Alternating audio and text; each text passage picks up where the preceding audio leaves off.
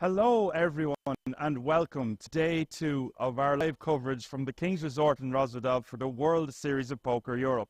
After yesterday's fast and furious action, there could only be one winner, and that winner was Lukas Pazma from Slovakia, taking home the bracelet, first of 15 bracelets and a whopping €110,000, and he also won that all-important 10k ticket to the main event. Today we are streaming the final day of the Pot Limit Omaha so fans can tune into their favourite game. It had a whopping 719 entries, and today there can only be one winner also. Do not forget we are also giving away 10 more codes to our all-important giveaway. Isn't that right, Alan? Indeed it is, my man. So guys, we got some amazing prizes in store. We got an iPhone 15 Pro, we got a PlayStation 5, we got AirPod Pro, and many more gifts to give away. You guys feel with a chance, you need to tune in, but not only tune in, you got to pay close attention, because Dan and I will be coming up with questions that either happened previously or that might be happening already. So for you guys being with that chance, we need to be paying close attention. This raffle will be taking place on the 12th of November. We also got the Day 1C mini main event happening today, also off stream. It's a 1k guarantee, 1k buy-in, guys, 2 million guarantee, and guys, you can still get involved. This is an absolute no-brainer, and also it's the best value tournament in all of Europe right now for this buy-in. What do you think of that, Dan? I think it's a no-brainer for a 1k. It's for sure. Unbelievable guarantee. I'm so excited to get back in the boot with you today. We have the double stuff, the double trouble, the PLO, non-stop action all day, and I'm super excited for it. Catch us if you can. I've been Action Man Dan. Nine man of Finn, over and out. Guys? Everybody late. It's horrible. Always. PLO volunteer players, please take your seats. That's too late. 90%. Yeah?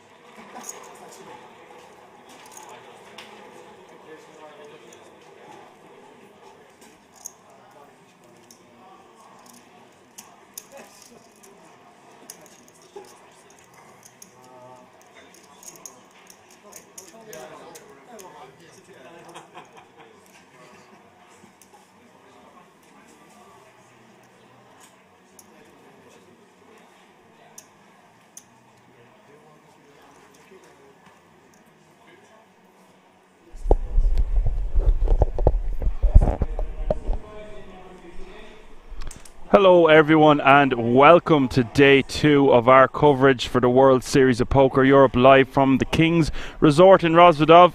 And what a day we have in store. This one, the double stuff, the double trouble, the pot limit Omaha, €550 buy-in. This is the final table.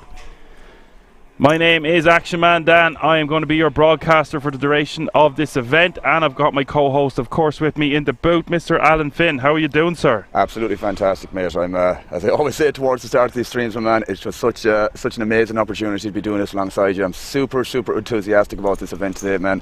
PLO is a definitely an interesting game, and a lot of variance involved, man, and I'm sure we're going to see some action hands today nonetheless. Well, if yesterday is anything to go by, we are in for a treat, because yesterday, obviously, Lucas Pasma steamrolling the FT. We even had the privilege of congratulating him and having a beer with the man afterwards. Lovely fella, delighted for him. He says he just had a baby about 4 months ago, and he's like, now he can buy all the Pampers he needs. Brilliant. The guy on about $500,000 heater in the last few months, so just amazing to see. And he said he wasn't doing so well a couple of years ago, so a rags to riches story. I love them ones, and he's got the bracelet to show it, winning the opening event. Yesterday's event was the 350 opener, if you weren't tuning in. This time though, 4 cards instead of 2. Last time it was commentating on PLO, 2 10Ks, a 250 no limit hold'em, and then the 2K PLO big wrap. So this is your first time doing the PLO with me, Alan. It's thrilling. It's just so much action about to take place. Looks like we have a runaway bride, one player with over 100 big blinds, and we have some middling stacks in around that 35 to 50 big blind range, just waiting for players to take their seats. I like these fancy chips, Alan. Looking cool. Yeah, again, as I said, man, just super enthusiastic. I know we're going to be in for an action-packed final table here. As I said, PLO, as I said, I'm normally from a cash game background, man, usually no limit hold'em, but the stories I've heard from the variants of what PLO cash games can do is just it's a mad environment, to say the least. So I'm sure we're going to see the exact same thing, even though it is tournaments. Yeah, equities are just very driven in terms of hand ranges and stuff like that. So as I said, we're going to come across some mad action today, I hope. Well, we just went past the chip leader there, Omar, and a lot of different nationalities being represented in this one. Yesterday, 57 nationalities being represented in the 350 opener, generating a massive prize pool of over 1 million and 110,000 for first place. We have the chip counts in front of us here. Omar, runaway chip leader here with 113 bigs, and then we have Jan in second place with 56 big blinds. Patrick Yaros, who you might recognize as a King's Resort reg, has won many events at this resort, is in third place with 48 big blinds. We were actually talking to him for a moment before the start of the stream. He said he'd had a big breakfast, but he's looking forward to a long day of poker, hopefully. He said he's in a sticky situation in terms of ICM because he is in between 2 big stacks. So let's see what way he navigates his way through this FT. And look at that, we've got Diana here representing the ladies. Nice to see a woman going deep in an event here for the World Series of Poker Europe. Women love jewellery, Alan. Looks like she's going to try win herself a bracelet. Best of luck to her. I see another name in the field, Mikhail Mrakesh. That man, needing no introduction, has won serious amount of money. If you don't believe me, just check out his Henin mob. Haven't seen him in a while. He's a tricky character. So excited to see how this FT is going to unfold. Roland as well. Ihar in second last place. Diana now has some work to do. She's only got 2% of all the chips in play, but in for a penny, in for a pound. Anything can happen in Pot Limit Omaha, as you all know. This is one for the PLO fans out there. Delighted to be here with you again in the booth on this Tuesday afternoon for our second day of coverage. Let's go. Cards are about to be in the air. Suppose we better mention this giveaway again, Alan. Yeah, indeed, my man. So yeah, as you guys may have saw in the intro video, we are giving away multiple prizes. Obviously, you guys have to win the tickets, or the raffle tickets, I should say, to be entered into the draw that's going to be happening on the 12th of November. And as I said in the intro video, guys, we have some amazing prizes. iPhone 15 Pro, PlayStation 5, AirPod Pro, and many more things. It's a no-brainer, guys. As I said, just keep an eye out for what's going to be happening, because Dan and I are going to be offering questions, or should I say asking questions in the chat. Maybe some of the moderators like Apocalypse, whoever's in the mods themselves, they're going to help out with this. But either way, guys, these questions are going to be related to either PLO or some stuff that may have happened throughout the stream. So as I said, you've got to stay tuned to get these questions right. And as of right now, you can get as many of these codes right. So if you get the question right, I should say, you're actually entitled to actually more than one code. So if one person gets the answer, it's basically the first person that's going to answer the question correctly that me or Dan would ask, okay? So keep an eye out for that, guys. They're just getting a photo. Well said, Alan. They're getting a photo together before the final table commences. I expect to see chips flying everywhere. I think so too, bro. As I said, PLO is just a mad game, guys. I haven't had that many opportunities to play it, but as I said, the stories I've heard from people going on downswings and going on upswings, it's a crazy game, guys. So I'm thoroughly looking forward to this experience for this final table. And obviously there's a big chunk of change up top as well, guys. Big chunk of change. Yeah, and an awesome opportunity for these 9 players to take down a bracelet. The 4 cards providing endless amounts of action. So I expect to see seatbelts and airbags once we get this underway. Seatbelts and airbags needed for this one. Strap yourselves in. This could be a fun day. I know it will. Just getting onto the chat. Hello to wherever you're tuning in from, whether it be YouTube or Twitch. We're on all the usual social media platforms. I see the moderator there, Apocalypse. Good afternoon to him.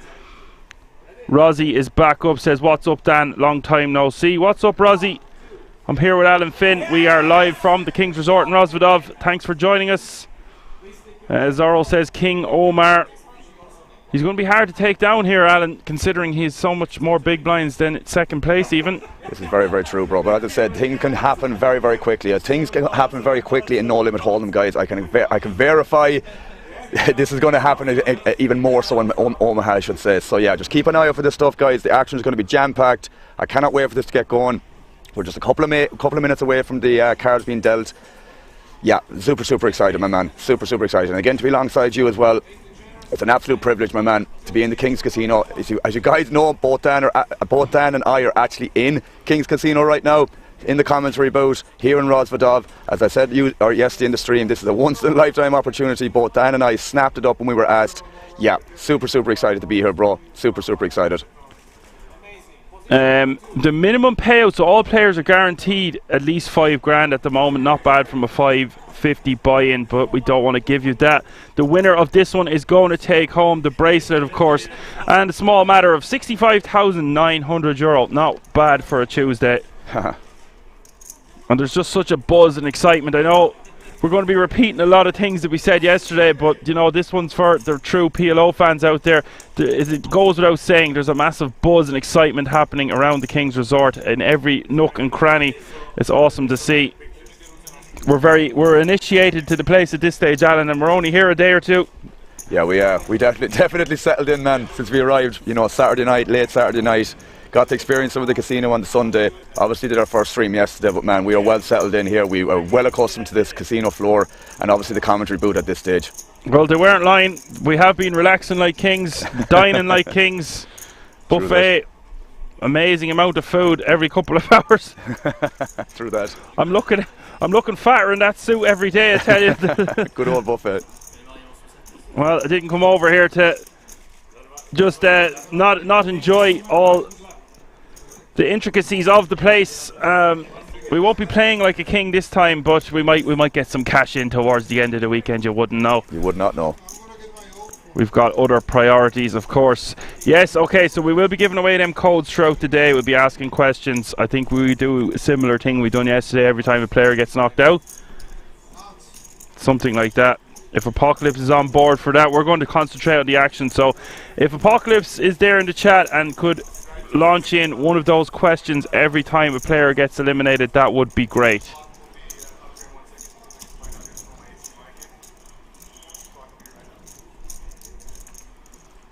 Just moments away, guys, from this getting up and running. Just moments away from the first time being dealt. Yeah, now I'm not a PLO wizard by any stretch of the imagination. I think there's a lot of dicey situations with these middling stacks with the ICM in play.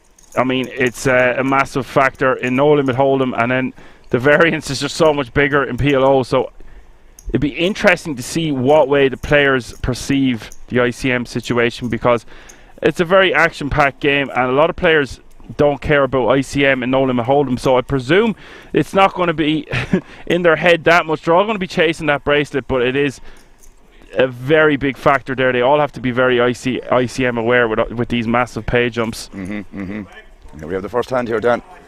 Let's go. Average stack just shy of 2 million, which is good for 40 big blinds. Apocalypse says he's here and he can try.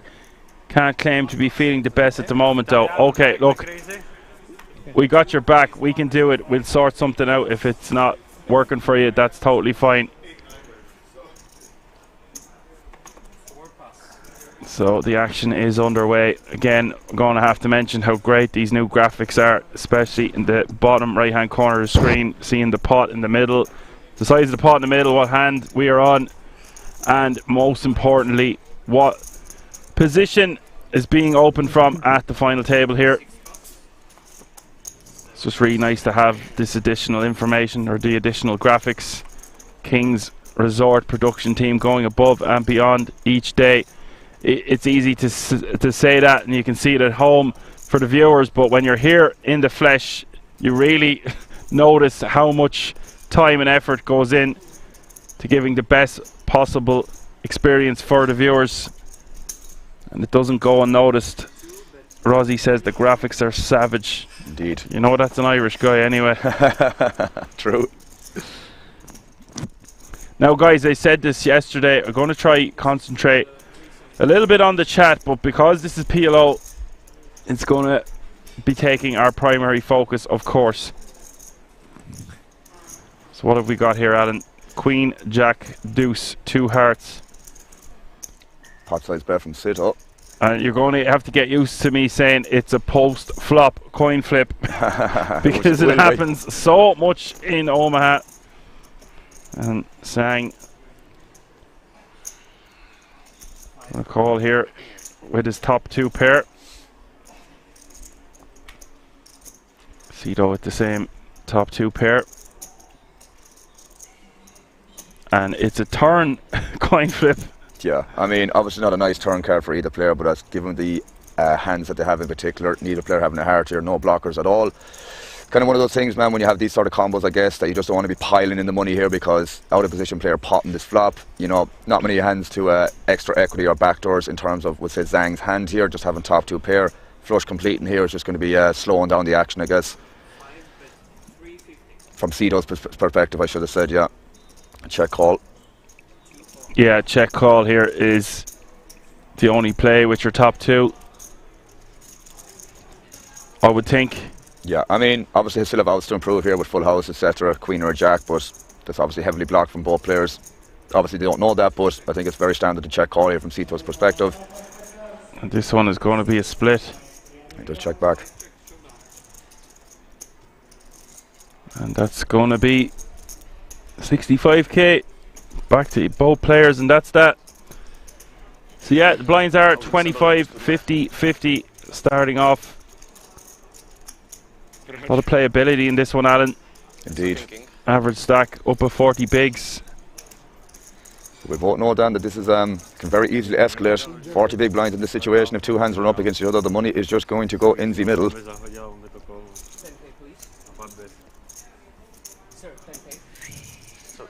Yeah, it depends what way the chip leader plays this one. If he's going to just start pounding, where it's going to take a bit of an adjustment from the final table yesterday, because that was done in record time, and it was hold'em, and it was just him pounding on the rest of his opponents. So let's see if the chip leader does something similar here, considering he has nearly double that of second place. True.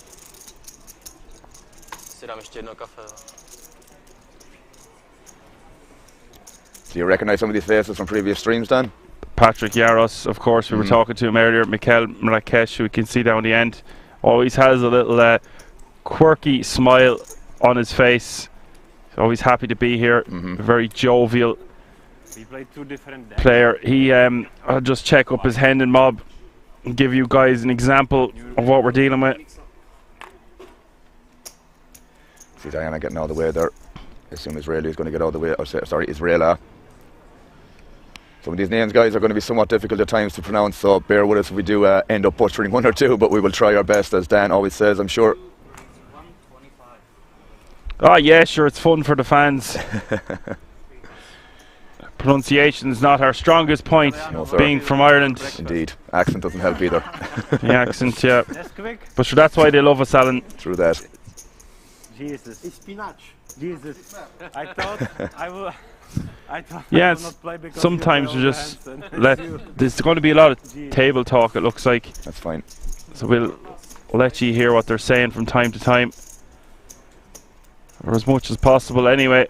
It's hard to know when they're going to start talking, of course. Santos here with an absolute monster. Doubles, or not double suited aces, but single suited.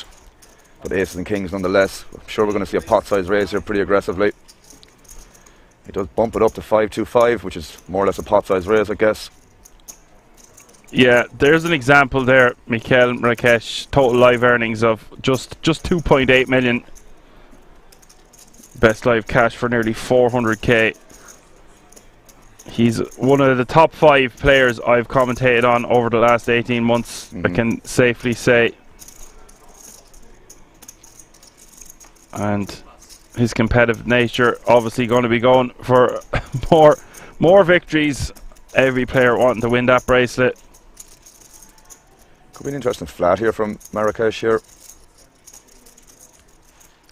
I'm saying that correctly again. I apologise, guys, if I'm saying that incorrectly, but yeah, I'm going to try my best to make some of these pronunciations as best as I can. It's a nice hand to flat here on the button, I guess.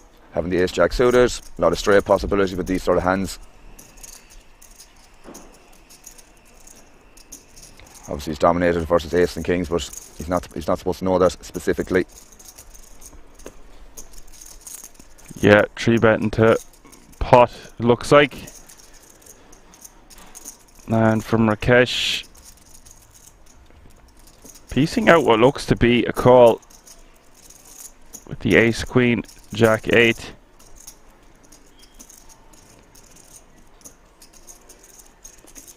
Problem is, Danny is only 800k behind him if he does make this call, which, you know, still is some playability, but he might just decide to pass here. But it is a pretty looking hand in position here, but as I said, having 800k behind here, be interested to see what he does.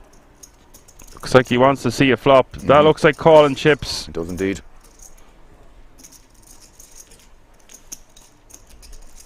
So we're off to a flop with already 1.3 million in the pot. This is what I love about PLO. Pots get out of control very quickly. Monster hand for Santos, obviously, with the aces and kings, with a 1 ace-king suited. 6-5-3 is the flop. Not much in it here for Rakesh. Just going to stick it in. 8-bet, 1.250, 6 pass. And the stack to pot ratio less than 1-to-1, just shoves and gets the job done.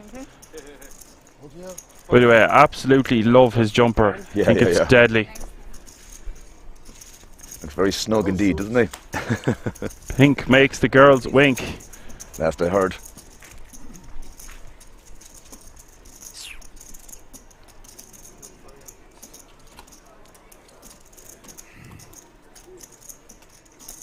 So he adds some chips to his stack. Also, every pot's so important here in PLO. You win a couple there, you're getting near chip leader territory. It's a very swingy game.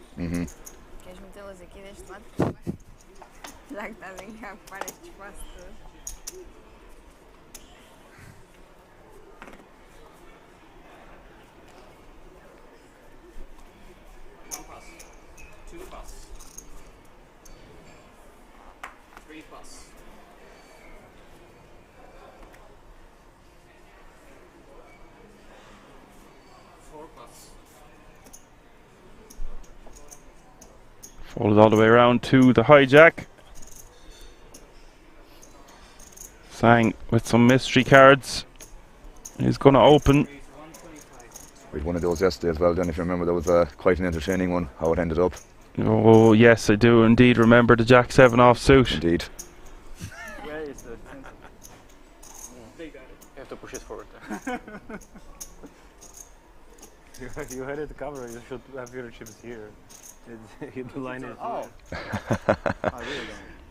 It's fine. Aha, well, that makes a lot of sense. I Indeed. just let you play your hand, sorry, bro. No, I really don't see the knife. Oh my god. Oh, no. Just on the line like that. We are taking his TV time, he's on the tank, you know. These guys going to be very friendly with each other. They're going to be very familiar with each other's games. Will have played in many forms of poker with each other over the years, I would imagine. Now it is only a 550 buy-in. It's not like it's a high roller, but it doesn't matter. Everyone wants those bracelets, so you will see some. I don't want to say recreationals. We'll hand and mob everyone and see what the story is. Good plan. But in general, going to see a lot of tough players remaining in this field after battling through a really, really big numbered field for PLO. 719 entries in this one, Alan. Decent field, alright, bro. It's great to see it all the same for something like this with a big guarantee for such a small, well, not going to say small buy-in, but compared to some of the ones that are coming up over the next couple of weeks. One of the smaller ones, One yeah. of the smaller ones, indeed, yeah. But I mean, look at yesterday's 350 opener, 110,000 for the winner. Yeah, disgusting. Insane. 4 pass, 5 pass, 6 pass, 7 pass.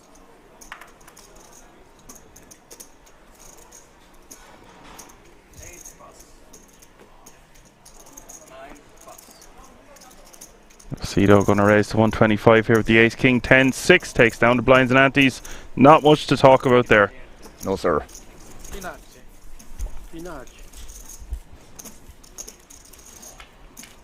You'll have some of these players at the final table that are here to gamble, to try put themselves in a podium finish position and contend for that gold right there. Beautiful piece of jewelry. The others will be trying to ladder up, which is probably the safe thing to do in a game like PLO.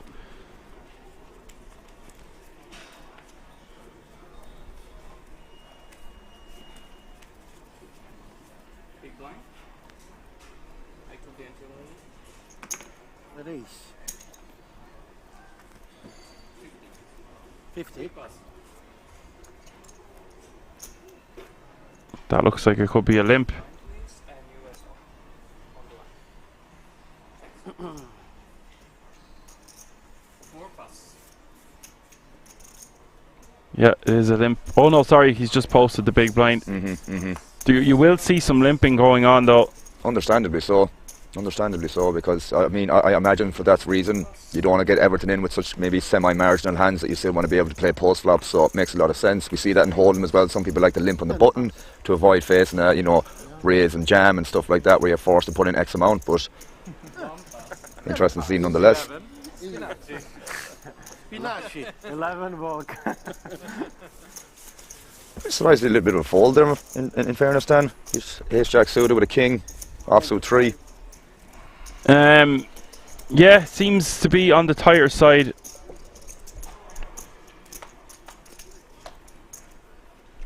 PLO's a weird one. People have many different strategies for how aggressive they want to play, like I was just saying.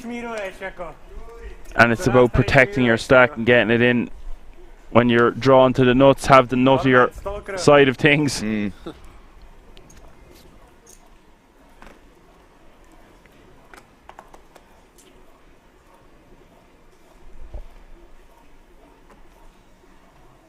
Someone's asking about yesterday's stream. I believe you'll find that on YouTube under the King's Resort channel, Poker Room Kings. Might be a delay in getting them uploaded as well, guys, since we're dealing with the WSOP as well this time. Might not be on Kings. at the moment, I don't think, but by all means, if you think you should check, try it. You'll find all the previous streams there, and we've got great new content there every week as well. It seems like a good time to mention that. True that. Champions dangerous. New videos every week. Very dangerous.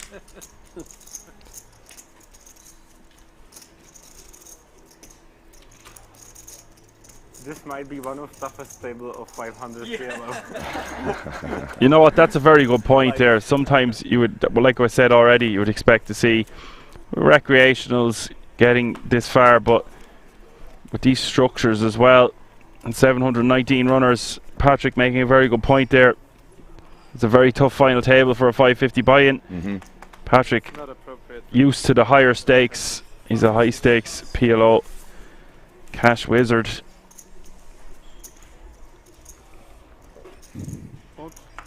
Seven raise 175.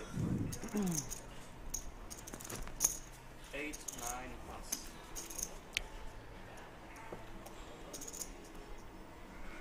Sifila coming in for a raise here with the ace queen 10 4 single suit. All around to Yaros in the big blind. Yeah, Yaris's Hendon mob nearly at $1 million. 900k in total live earnings. Not bad. Not bad at all. And one of his live cashes was for nearly half that amount for 443k. Nice.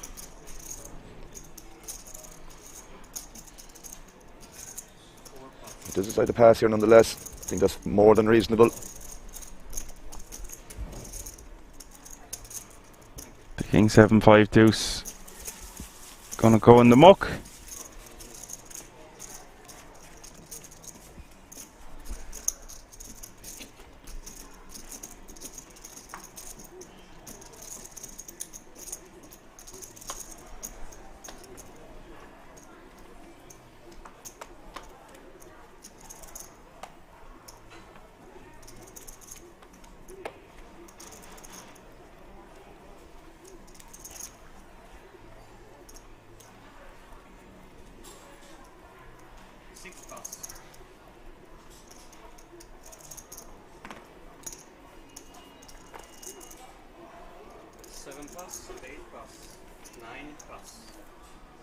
Yeah, you're going to see a lot of passing going on in these early frames of the final table. Obviously, they're going to get a lot more aggressive as they get shorter handed.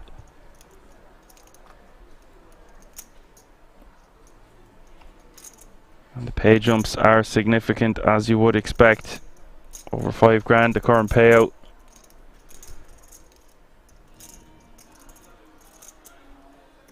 And Eljack raising to 125 with the 9-7-5-4 from the button. Aces for Yaros.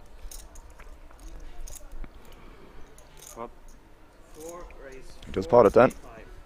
Yeah, nice hand to pot it with. Ace, Queen 10. Sang in the big blind here with the aces as well, bro. But he's got a single suit. Yeah, don't love this from Sang. He is suited on one side with the ace and the 9 of clubs. Interesting to see what he does here.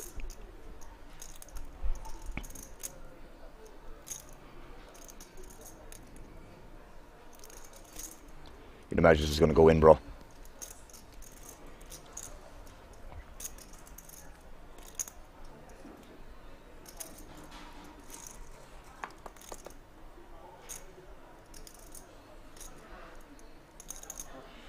Yep, there we go. This is not a great spot here now for Yaros.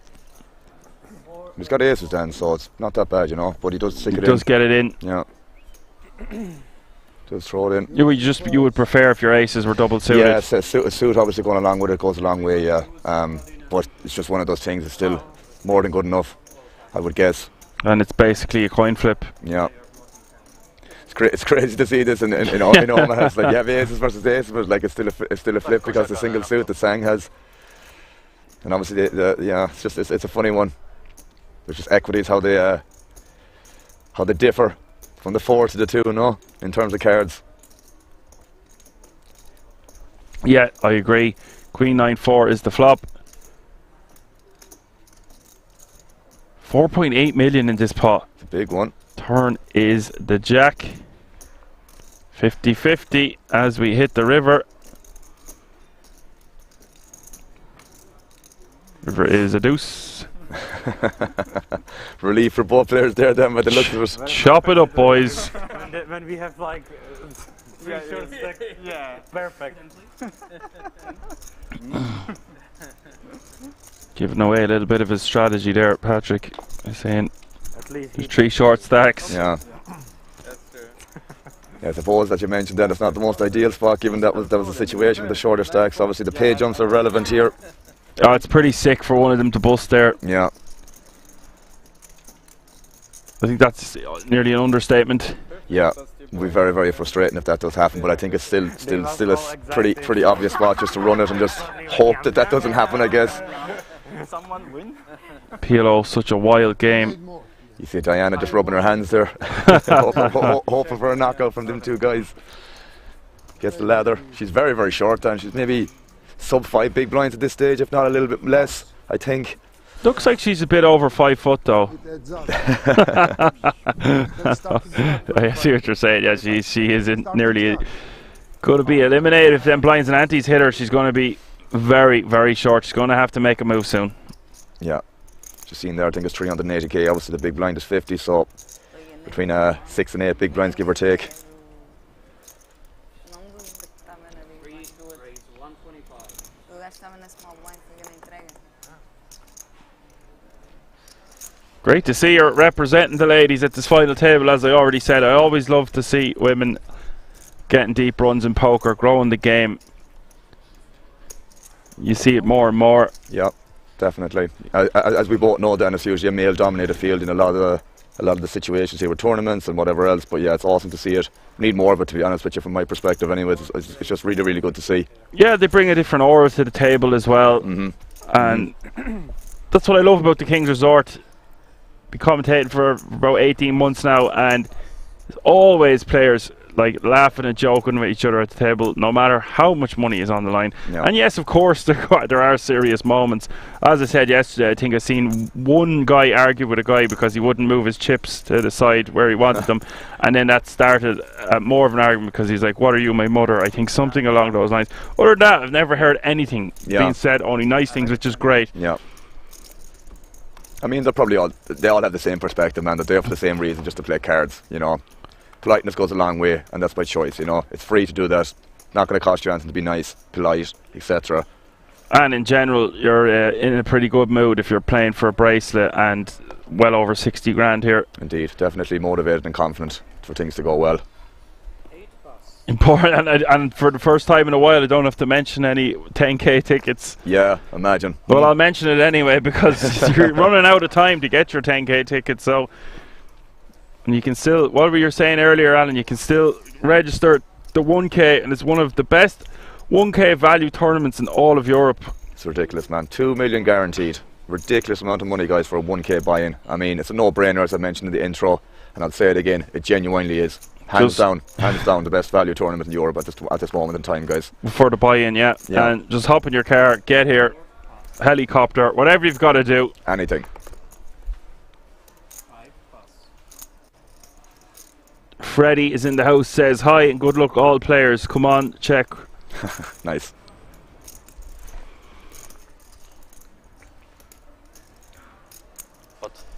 Pamu is in the house. What's up, buddy? Marrakesh 3 betting here to 380k with the King 7-3 from the small blind. Not a great hand to go with his kings, just a 7 and a 3, but it's going to be strong enough for a 3 bet, especially off the stack size. Sito with a very, very nice hand, bro, as well, isn't it? Very nice double suited 9-8-6-5. So a lot going on here. 860k in the pot as we see the flop. Has to be interesting, huh? Effective all in from Rakesh. He's only got 280 behind. Don't see him folding. Although he won't like that ace. I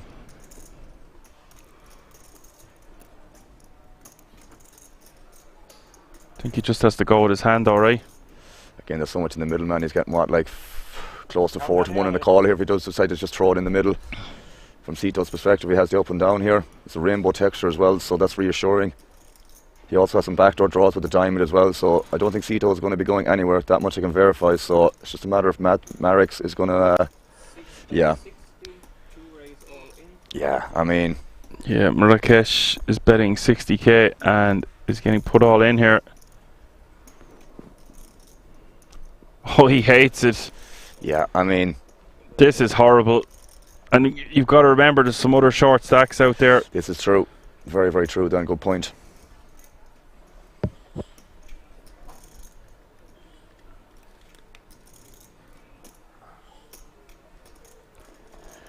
It's sick because look how far he is in the lead. Yeah, but this is like, I think that most of the time that mightn't be the case, you know. I mean, best case scenario is literally the hand that Sito has in this situation, I guess, isn't it? Yeah. So like the vast majority of the time it's going to be a lot of like ace X here, could be ace 3, ace 4, ace 5, even ace 2 here is more than good enough just to run this here with a gut shot, etc. Yeah, I mean, not a great spot, but so much in the middle, but yeah, I don't know, bro. It's a bit of a very annoying spot overall. Yeah, it's one of the only hands he can beat really, an open end straight draw. I suppose as well, if you wanted to add something, I mean, it's somewhat of a not that relevant point, but you know, backdoors in terms of like, you know, having a pair of 3s here. 7x is only the other out that he's going to have to improve in 2 pair, but he could be dead already versus ace 4, ace 3, you know, just stuff like that. It's and like that, there's no heart on board for extra backdoors in terms of a flush draw and stuff like that. So really, really unfortunate spot, and I don't blame him for that, man. Given how much is in the middle, it's just a really unfortunate spot. I can understand that fold. Sit down, I thought. And that is some pickup for Sito. Insane. I wonder why they're not biting there too. I was thinking maybe is there any benefit to just checking back the flop with that hand, given that if you do get jammed on, you're just in a world of pain. There's another thing maybe to debate about that. I'm not 100% sure on that, but yeah, I mean, it's just an annoying spot. I think because there's only 6 bigs out there. 6 or less than, so he bet 60k, he's only got 4.5 big blinds behind, he's just going with his hand, but Sito is not loving that either. Yeah, but you know, obviously loads of equity from Sito's perspective as well. In terms of backdoor equity, obviously the open ender is more than good enough in that situation to go with alone itself, so interesting nonetheless. Just a tough spot for Marek. So, should I say Marrakech? Kesh, excuse me. Marrakesh, yeah. I've said that name enough times. Mikel Marrakesh. Yeah, that's good. You can help me out when I butcher it. 9, raise 175. You got Diana here waking up the aces here down with a queen 4 single suit. Israeli waking up the kings as well, but offsuit. Not the best combo, obviously, but He's only got 10 big blinds as well. yeah. So a couple of shorties here. The ace is obviously getting this in.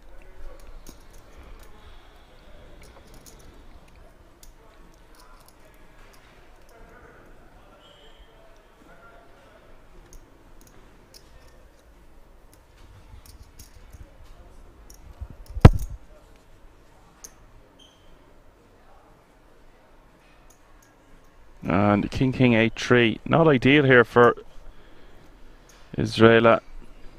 A couple of players behind too to worry about, man. I'm not surprised to see that with that exact suits. 4 plus. Yeah, and it's under the gun, you know, so many players to act behind him. Yeah, yeah.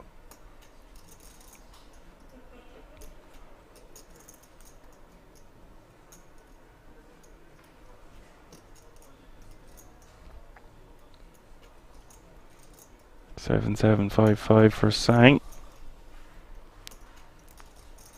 Puts in the call. 5 call.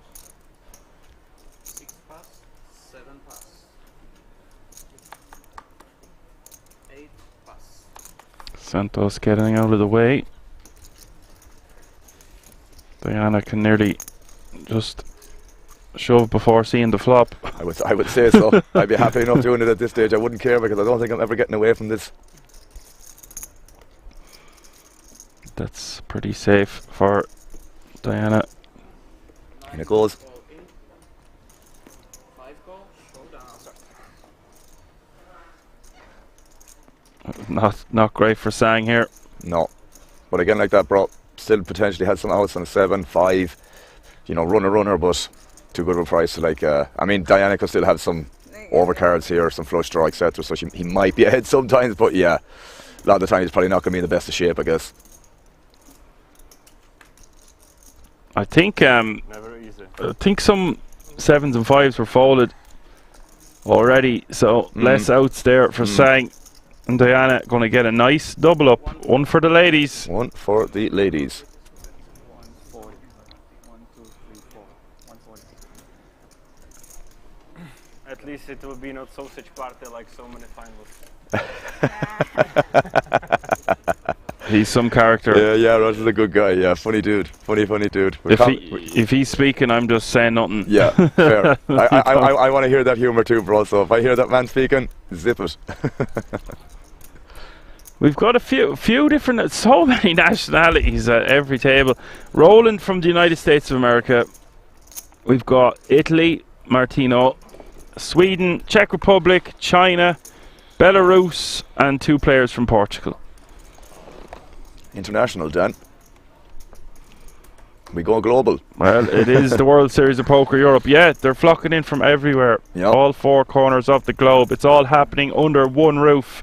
It's the World Series of Poker Europe live from the King's Resort in Rosvedov, if you are just tuning in. If you want to find out additional information about this resort, head over to the website www.kingsresort.com. We'll be giving you more additional information about this massive giveaway as each player gets knocked out.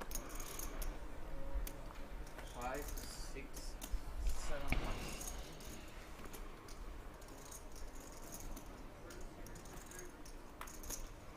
8 plus.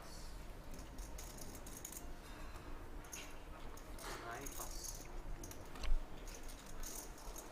And L-Jack gonna take that. He's playing 5.6 million. Wow. What a stack. Gonna be hard to take that man out.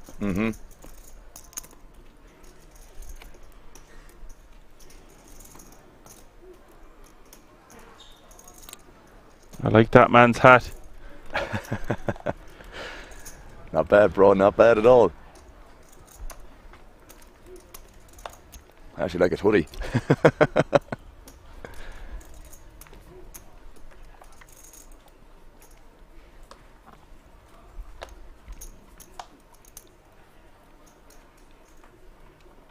Plus. 3 raise 150. You can imagine Omar is just going to be opening anything that might be double suited from any position here, given he has that stack stand, I'd imagine, yeah. Yeah, especially with really short stacks out there. Marrakesh playing about 4 big blinds. And the blinds have just gone up actually, so 30k is the small blind, 60k is the big blind.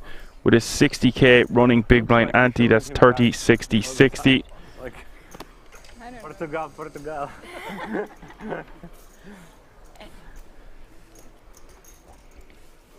Yeah, he can pretty much do what he wants at the moment.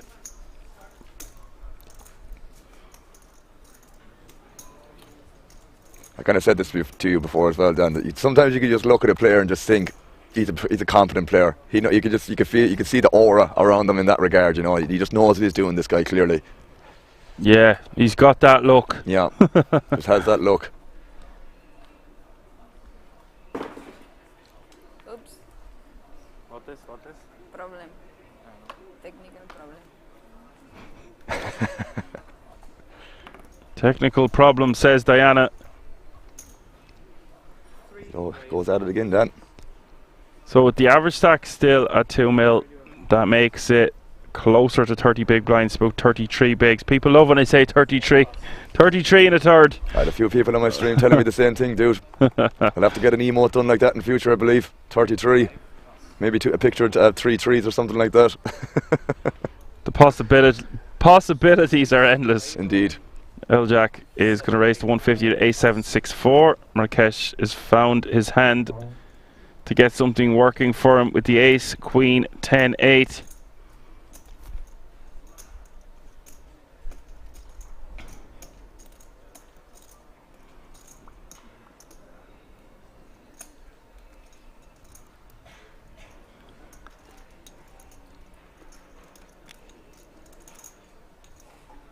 And Israela Queen 8-5 deuce from the small.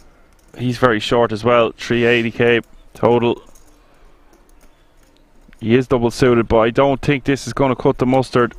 I think so too, bro. I think there's a better spot he can wait for. Though it does look like a pretty hand, given it's Omar that raised and Marrakesh decides to 3-bet all in here. I think it's going to be a fold, although it does look like a pretty hand, but not going to be that good in this spot from my perspective anyways.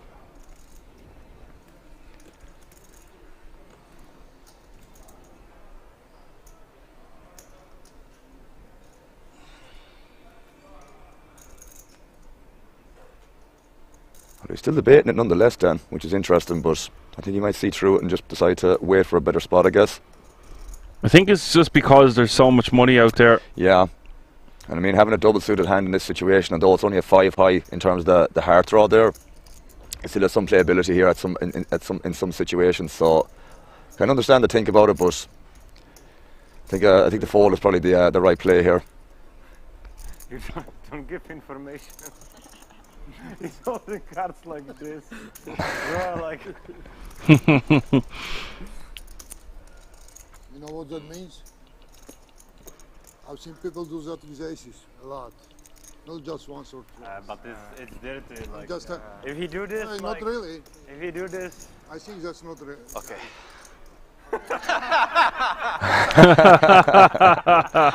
I'm loving this final table so far. Yeah, likewise, bro. Likewise. We love a good laugh on a Tuesday. Exactly, yeah, can you Where else would you get it? it looks like, yeah.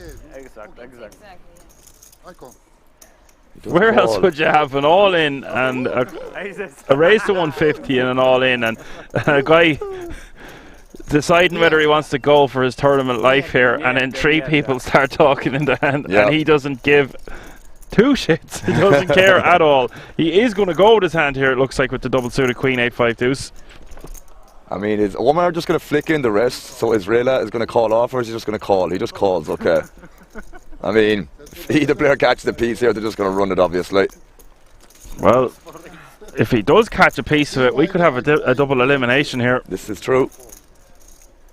He has a pretty looking hand as well, Dan. Obviously, you know, having three of the same suit isn't ideal here, and he's dominating Israela. That's the problem here too, with the clubs itself. So he's kind of asking for trouble here. That's the other downside in doing that. Yeah, Marrakesh is looking good for a double up. Well, not so much anymore. It's a post flop coin flip. As always, my man. And Israela just 4% equity, but he has two pair and just 3.5 big blinds behind, so this could be curtains. We see Omar here with a pretty looking wrap as well, but he decides to check it back and gets there on the turn. Oh dear. We're going to get that double elimination, Dan, I think. This is a bit strange that he's checking this again with the two pair. It's just a bad turn card, completes a lot of hands. But again, so much in the middle, man. I'd flick it in. Expected to see him donk jam from the small, considering he called pre. Strongly agree, bro. And I don't know, I feel like he should have folded pre. Oh no, that should have been instinctively. Look, I mean, I'm not the most highly skilled PLO player, you know what I mean, but like, that felt like a fold pre. Pretty easy fold at that. Well, just confirms some of my suspicions before the final table started. What did I say? I said some of these guys are going to be playing for the win. Some of them are going to want the pay jumps. I mean, obviously you can do both, but that Israeli lad calling here, really confirming that he doesn't care about the pay jump. Yeah. I mean, at the same time, man, there's just still better hands to run this with, and he does flick in the call and leaves himself 15k behind for whatever reason. Yeah, I don't know. I don't know what to say here. There is no reason here. It's just this is. Deuce of spades rolls off, and that's going to be a wrap for two players. Oh dear. I mean, he's left with 15k. Why didn't Omar just shove the river? I'm a bit confused by that. See you guys. That's a smart move. Very smart. I'm very confused. Yeah, of course. Oh, sorry. So he gets the pay jump. That's true. That is true. That actually makes a lot of sense. Good shout, man. Oh my god. But I think he still would have got it anyways because he still had more chips than Marrakesh.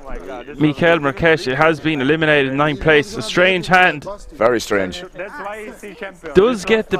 He's not gonna be happy when I bust him. I think, Dan, this is not going to be the only time we're going to be left with a few gobstopping Questions. moments. Yeah. Speaking of questions, a player has been eliminated, Alan. Have you got your first question ready in the next 5 to 10 minutes for the fans out there? Alright. You can check it out, my man. He's happy he's not getting the nuts because he get the exactly. He's happy he's not getting the nuts. This thing is like for real poker nuts, you know. Ficam em reservado. Hi, Sam. Thank you. It's good? Yeah? You're Thank you. Yeah. You're welcome. and you are 6 No, Can you keep my chips like on the Separate? side? Yeah, I'll just and I will. nice. And keep them nice. Nice and stacked. So when I take them, Yeah.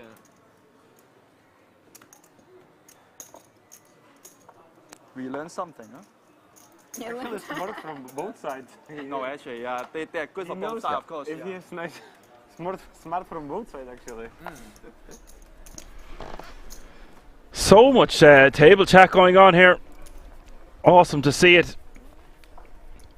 Yeah, Alan is going to be the quiz master today. He'll have your first question for you in the next 5 minutes or so. If you weren't tuning in yesterday, we'll have to give a debrief, a small one. Yeah, so basically, guys, we were giving 10 codes away. Each code will be, if you win a code, you will be entered into a raffle which will take place on the 12th of November. If you win, or if you when you are entered, I should say, excuse me, you have the possibility of winning some amazing, amazing prizes, guys. Stuff like iPhone 15, PlayStation 5, AirPod Pros, to name just only a few. There's many, many more gifts on top of that. I should say many more prizes on top of that. So what you guys have to do, as I said, some of these questions that me and Dan will ask are AKA challenges, as they may be classified, as well as what we may have said previously. So either I will ask you a question that happened on stream, or I will ask you a PLO related question. Very, very basic questions, guys. It's not going to be rocket science, but the first person that answers correctly will win the code, okay? So keep that in mind, alright, guys? So we will make the announcement for the question for the first elimination in the next 2 to 3 minutes, okay?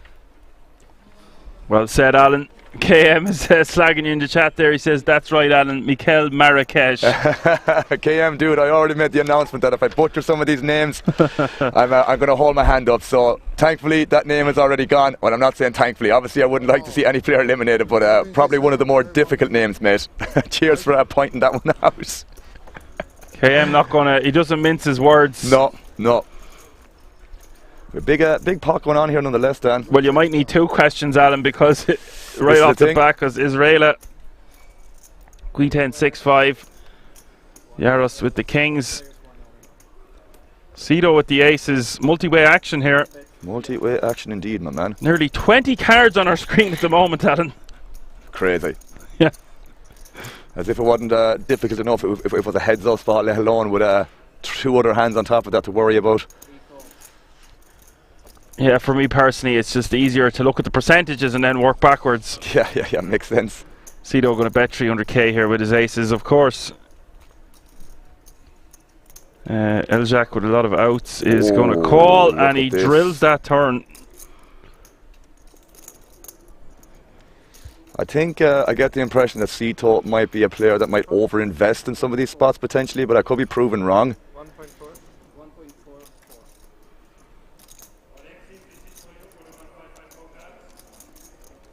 But we shall see, my man. Israela does have 62% equity. 400. He does call pretty quickly, Dan. This is what I'm saying. It's going to get very, very dicey on certain rivers.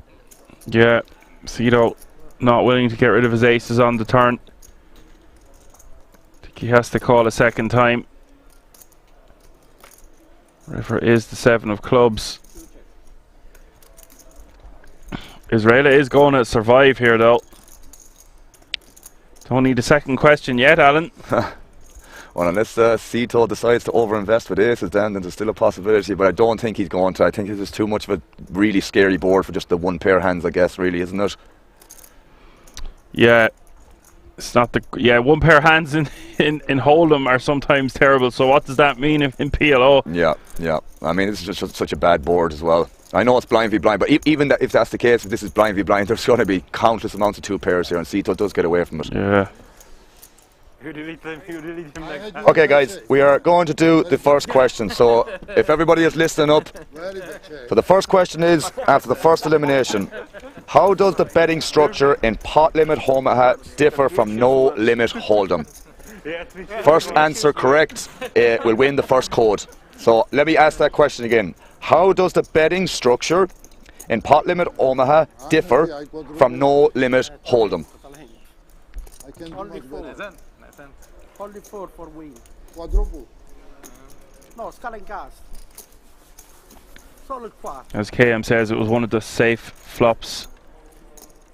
And we have a winner, Pamu040. It was correct. You can bet max the value of the pot. Congrats, my man. So, I went all in and they called. I lost 3 or 4 bigs, ace, queen, 10, 8, single suited I believe.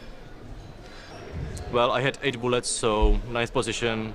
I made €800. That I played that 8 times.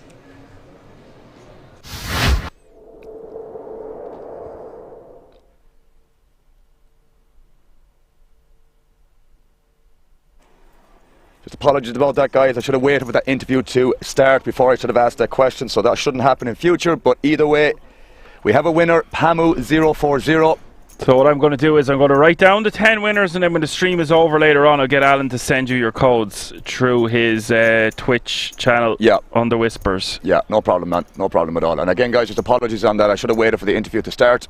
So as I said, that won't happen in future, but either way, we have the winner, Pamu. Congrats. So next elimination, guys, we will have another code to give away, so keep an eye out for that.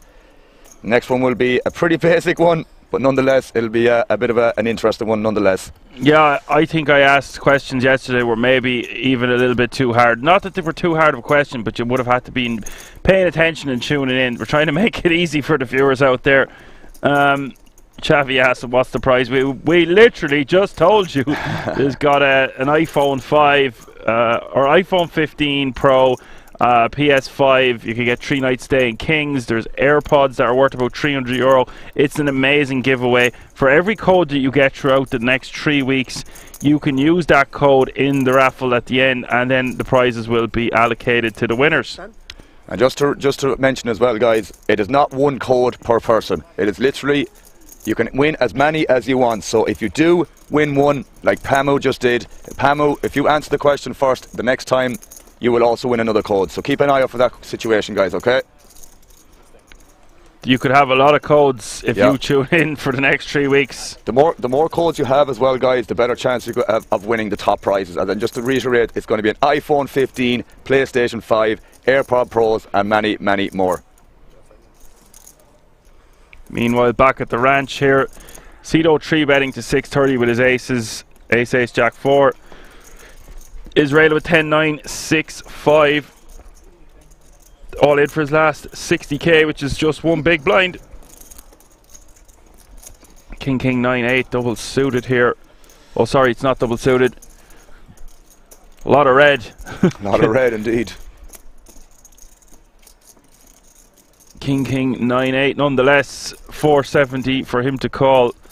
I was going to say I think he gets away from this. I think with these particular suits, like you mentioned, and again, there's short stacks around the table as well, so that needs to be taken into account here. These guys are not short, and he does find the fold then. Good perception there. But we do have an all-in nonetheless. He is going to have 44% equity, nearly a post-flop coin flip, or again. Well, it's actually pre-flop, so. I like this hand. Why I feel this fucking 3 chips works again. 6, 7, 8 of spades. 6, 7, 8 spades. I want 6, 7, 8 spades. I had some of this.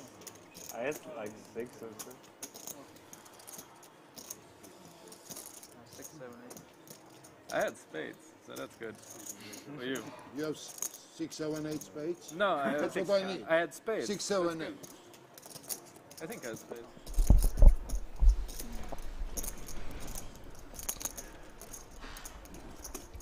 Like, especially my finals I was getting too used to saying post-flop coin flip. I haven't even seen the flop yet. Queen 10-4 is the flop. It is 56% equity for the aces as we hit the turn. Guys win from one big blind. They finish in heads up. Yeah, more outs. Deuce of spades. No real help to Israela. River is the 9 of clubs, and that is help to Israela. Nice. Will be now playing 5.5 big blinds. That's some difference. Then one big. Nice river for him. Chip in the chair, Dan. I might fold one chip, you know. That's true. One chip, I don't want to be with one chip. I might just... Chavi says, okay, thanks, sorry, my ears sometimes listens but leaves the information behind. I'm stealing that one, that's brilliant. Yeah, KM nailing that one, saying perfect for Israela. Flip for 5.5 is stacked from 15k to 330k. This is literally heck. It's fucking heck. You leave me 4 chips, okay? Yeah. 4? Next time I will get exact counts. One chip. Okay. I learned from my mistake. And KM, are you getting any closer to making your decision on whether you're coming to Kings this weekend or not? If you are, you'll have to let us know. We're here till Monday morning, bro. I think we have a day off on the Sunday, so if you come at the weekend, we'll definitely meet up for a drink, my man. What you could do is get my number from Apocalypse, and you are more than welcome to add us or add me on WhatsApp, and we can continue communications from there if you are coming to Kings. Santos raising to 150k here with the ace queen 3. Israela with the ace 10-10, gonna let it go. He found an Airbnb in a village nearby. He's not sure yet though. Alright.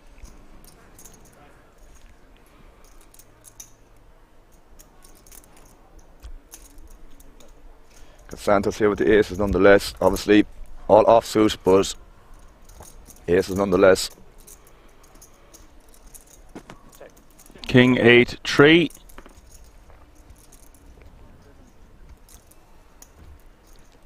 Santos going to check from early position. Just going to control the size of the pot here, Alan, by going into check call mode, even though it is a dry board. Yeah, I mean, again, guys, or Dan, excuse me, these they're not the smallest stacks at the table here, and again, shorter stacks. I just don't see any merit to ballooning this pot or making it bigger than it needs to be for sure. Does go into check call mode. L-Jack playing well over 7 million. It's been a good first few frames for him anyway. For sure. Over the last 18 hands. Great start.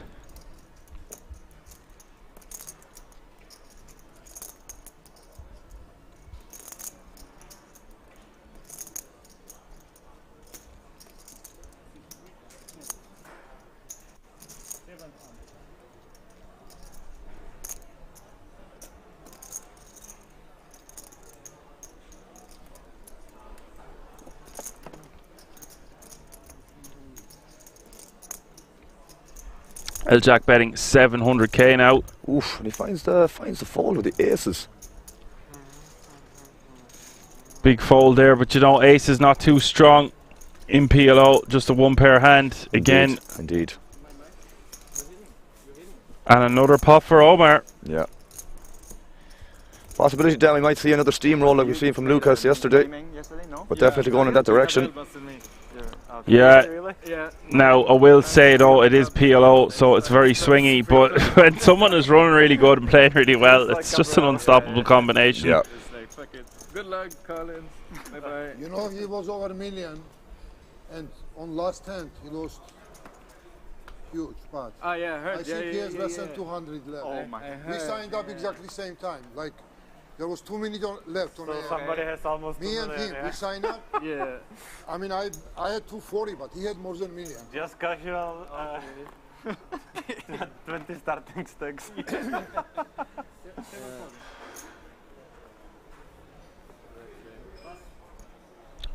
Santos going for a limp from under the gun with the ace jack 5-5 double suited. This is an example of what you were mentioning earlier on, Dan, with the limping from certain positions. Just to, you know, just a limp call, I guess, with a lot of these sort of hands that still have good playability post-flop. Yeah, I don't know the exact limping strategy, but if you can get to see a flop for cheap, it's awesome. And he doesn't want to get 3-bet, and it's very sad then because he can't continue. Exactly. But if he does it this way, at least he gets to see a flop. Yeah. And if there's significant action behind him, he only loses one big blind. Yeah, it's a very good strategy in fairness, and it makes a lot of sense to do it, especially when there's, again, ICM, a massive amount of ICM to consider here.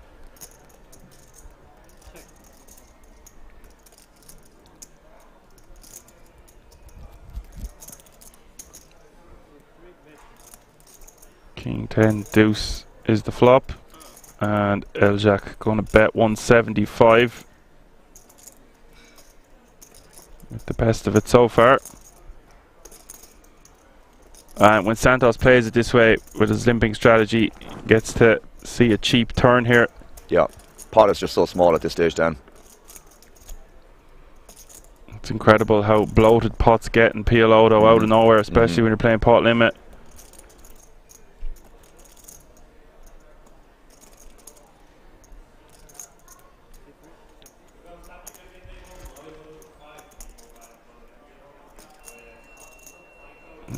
Turn going check, check. River coming to 10 of hearts.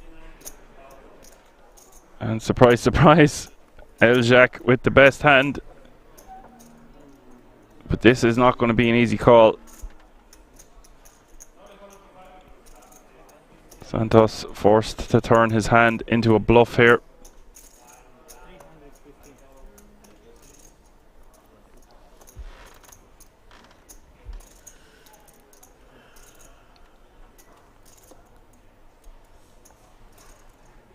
$350k is the bet, and Eljack can't beat much, but that looks like calling chips.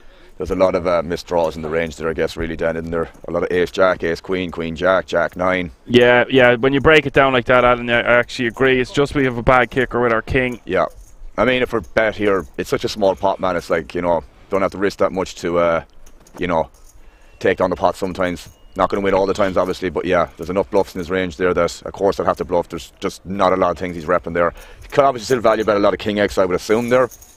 But yeah, I mean, a lot of missed draws in his range too. So again, Omar scooping another one, bro.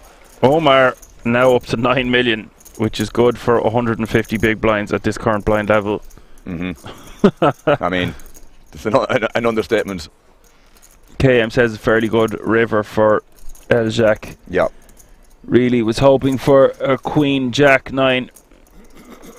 I suppose it's not that tough of a call. I just mean we've got a bad kicker with our king, but I still think we've got to pay the man. If we're beat, we're beat. Yeah, exactly. Yeah, it's just like, again, KM kind of was reading my mind, I suppose you could say, as well, in terms of that. And I think if he has 10x, he might go a little bit more polar in terms of sizing. So it kind of looks like a king or nothing there, I guess, because I don't think you're going to be value betting literally anything less than that. KM is really good for the strategy. When he makes an effort, when he gets off his arse.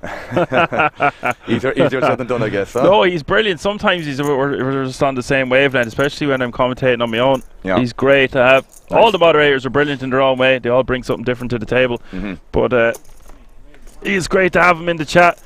Usually, sometimes he even finishes my sentences for me. Mind reader, eh? I'll just rob what he says, and then I sound like a genius. There you go. That's what the mods are for, isn't it? I think they all know by now that I'm not a genius.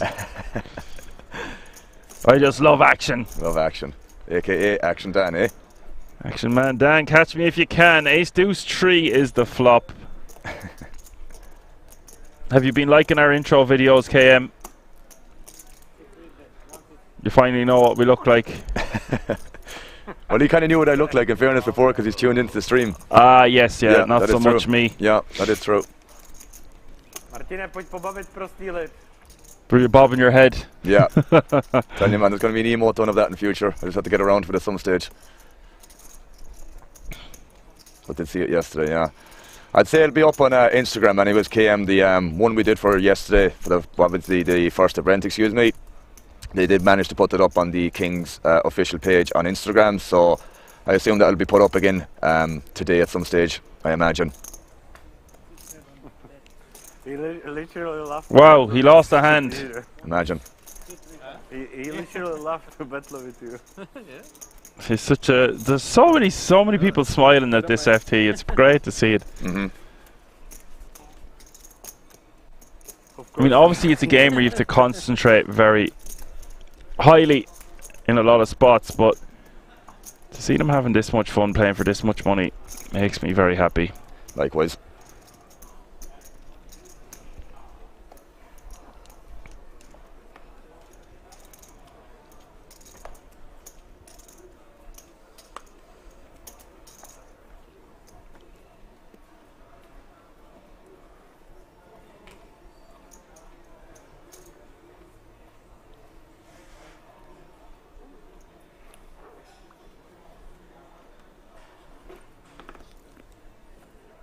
And Israela is under the gun here at the ace 10-7-3. He's going to be posting a significant portion of his stack now with the blinds and antes.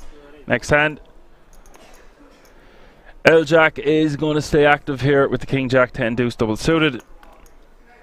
Zhang ace 5-4 in the cutoff.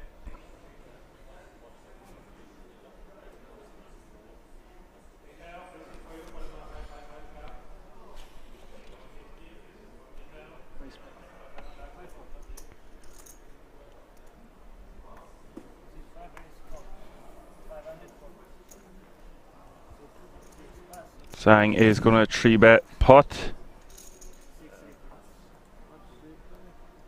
Sorry, three stack of this one. Okay, yeah, thanks. Yeah. L-Jack might decide to see a flop here. He will be out of position though. I don't like that he's got that deuce. But with the King, Jack and the 10 very well connected, we are going to see a flop at 1.2 million already in this pot.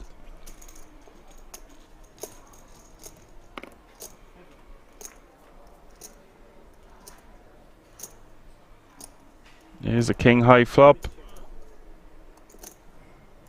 King 3 deuce, 2 clubs.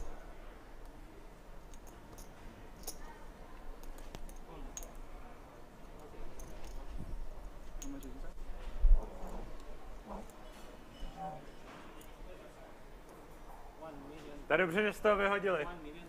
Krábor by tady dělal. 1.21? Jo. Patrick getting up, being very loud when Zhang is trying to make a bet. You guys do it, Dan. Really nice guy by the sounds of it. Yeah, I've even seen him playing at these cash games under the name Pablo Escobar. That's it says it all. Says it all. And it looks like it could be going in here. L-Jack with 2 pair. Zhang with the over pair. And a lot of other things going on from there. Well, he's got a straight draw. I thought Zhang said how much he was betting, but it looks like no money's gone across the line yet. Patrick needs to shut up while he's talking those. He doesn't care, bro. I think this is going to go in the middle, my man. What do you think, Dan? Well, when he bets 700k and he's got 1.3 million behind, his stack to pot ratio is going to be about 1-to-1. It's going to be hard to for him to get away from it here. He's not going to love life though, just an overpair. He has straight draw but no flush draw. And for L-Jack with 2 pair, just wants to put it in, I guess. Yeah, again, just not having clubs here in this situation is obviously a little bit kind of annoying, but maybe a call is just to play here. Yeah, I think so. That's one thing I noticed from, like, you know, some of the hand examples I saw from PLO, that having these non kind of extra equity with the flush draw with these 2 pairs or top pairs or, you know, whatever. Oof. Oh, that's really not a good card. That's going to be a really bad. Yeah, really bad. And KM says he asked for the pot size. That makes a lot of sense. Yeah, they usually will ask for the pot size in PLO. That is true. That is true. Maybe you thought he said pot size, but yeah, either way. Patrick was in the middle of it there, standing up when I thought he was trying to speak. I couldn't really hear what was going on, but yeah, nonetheless, it looks like it's going to be GG. Disgusting. GG. Seems like a good time to plug them. Are the sponsors of the World Series of Poker Europe, of course, the premier poker site. My choice to personally play on also. So many amazing games over there.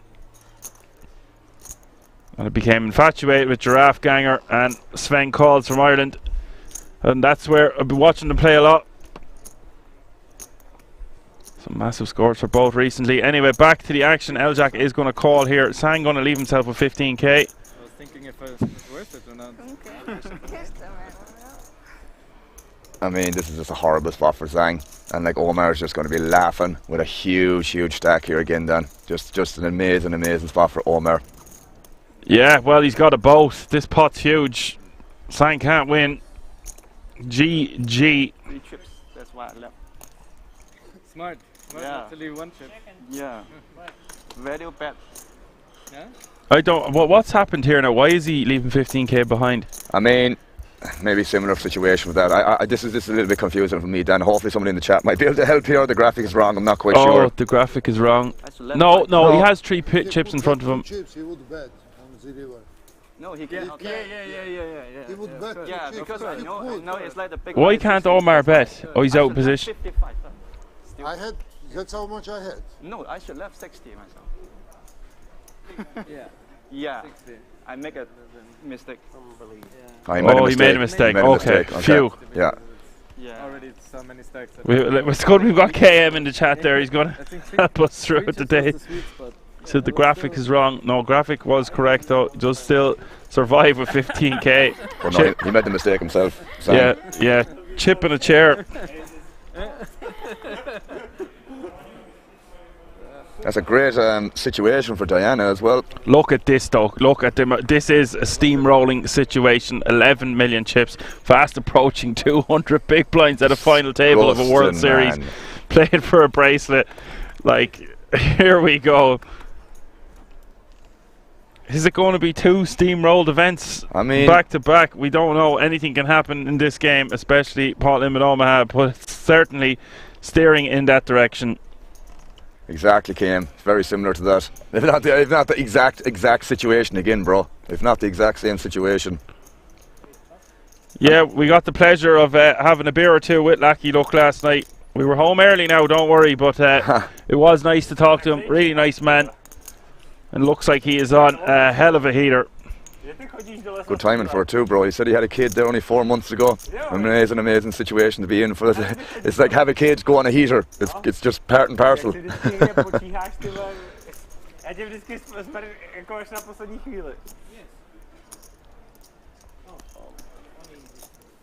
6-3 all clubs. I'm just saying bullshit.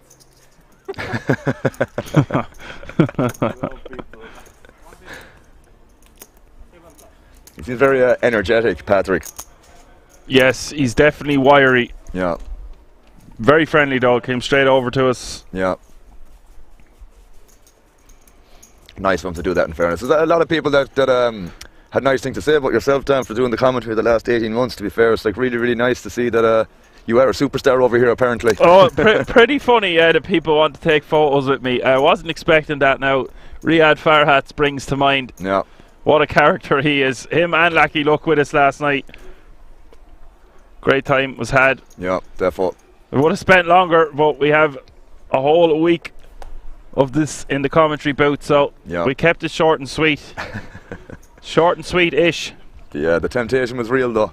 Not gonna lie. I was like, look, we're from Ireland. We don't need any of these temptations. Thank you very much. Yeah, exactly that. Great crew though, yeah. Such friendly people around here. Yeah, it's really nice. Really nice. We obviously have a lot of characters in Ireland, so it's nice to find so many characters in a different place. Exactly. And Jack with the Jack 8-5. I don't want to win this back.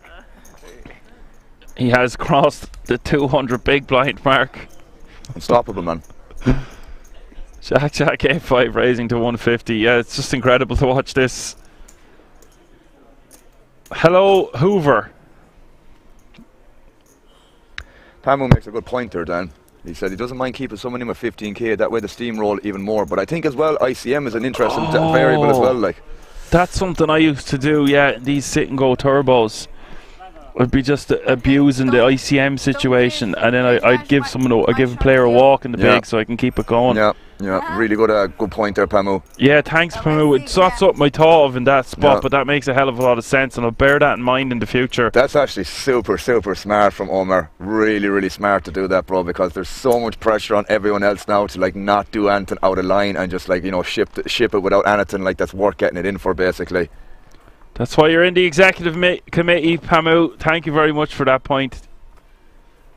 Nice. It's great when the chat is really getting invested. Just I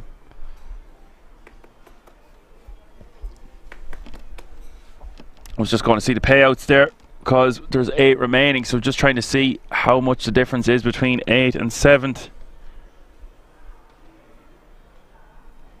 There we go. All players guaranteed a minimum of €6,700 at the moment, and there is a 2k difference between 8th and 7th, so it makes a lot of sense to keep him in the mix, even if he does have a quarter of a big blind. And he's less than quarter of a big blind now because blinds have just gone up. Small blind is 40k, big blind is 80k, with an 80k running big blind ante, 40, 80, 80. This is going to put even more pressure, Al, on the shorter stacks. We could be seeing a few bust outs. It's honestly, I'm actually blown away by that strategy to keep someone in for that reason. Like, it's just like very smart, and it's going to make his life so much easier. Like, you know, I would have definitely made that mistake of just like, you know, taking away the last 15k, but like, there's way more benefit of keeping him in for, you know, for the next 15, 20k, or sorry, not 15, 20k, but the next 5 to 10 hands if possible, you know. Yeah, I totally agree there. I wasn't sure what was happening when he checked the boat, but yeah. Amazing. So again, just prolific player, man, when you're thinking along those lines to just maximally exploit that situation. Yeah, I would expect to see his raising range just go through the roof now. We're in for VPIP just like skyrocketing, yeah. We're in for a treat. Yeah. We were saying yesterday, you were asking, do I like when an FT gets steamrolled? And I really do. I love seeing the action and I love seeing the battles. I see enough of them anyway. Yeah. But when there's a steamrolling situation, it's usually a guy putting on a masterclass. Yes, the deck is hitting him in the face, but for the most part, it's very enjoyable to watch how he approaches spots with such a large stack, because there's a lot of ways you can just be knitting it up and getting let them all knock each other out. But you learn so much from watching what way they play and how they adjust their ranges based on what's happening at the FT, and that is an art form in itself. I agree strongly. And you just see Patrick here folding in the big blind to just get out of the way to get an elimination and not get caught up in a potential cooler against Omar, even though, you know, it's just one of those things. Well, I suppose Omar did raise, but yeah, Patrick got out of the way pretty goddamn quickly there. Yeah, and Sang 54% equity to stay in this one, but it won't have much. He'll have 1.5 big blinds if he can successfully beat the King 9-5-3 here. Yeah, true that. And you know what? Jack wouldn't mind losing this hand in the slightest. I agree. That's why he flicked it in with just this hand and just tried to keep him in the game, because it's going to be more benefit for him to be in the game still than to be knocked out, you know. Yeah, the average stack at 2.2 million. I'm not sure. I'm not sure. Really not sure. I guess I don't mind either way. Yeah, really not sure actually. That flop is going to be no help to Sang so far.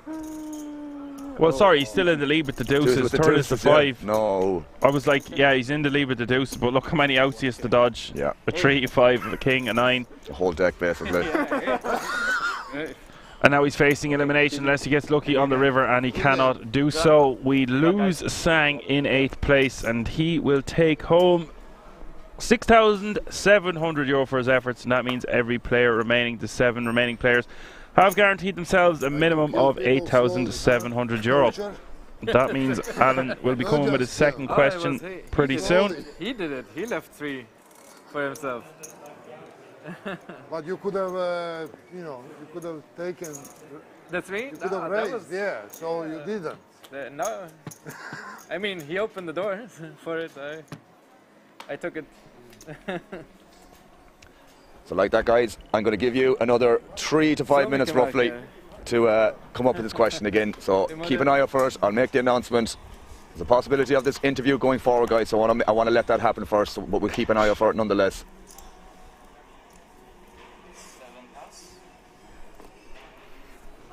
Yeah, and it's important to note there, when we do have eliminations, we are trying to get the players to have as many interviews after they're bust out as possible.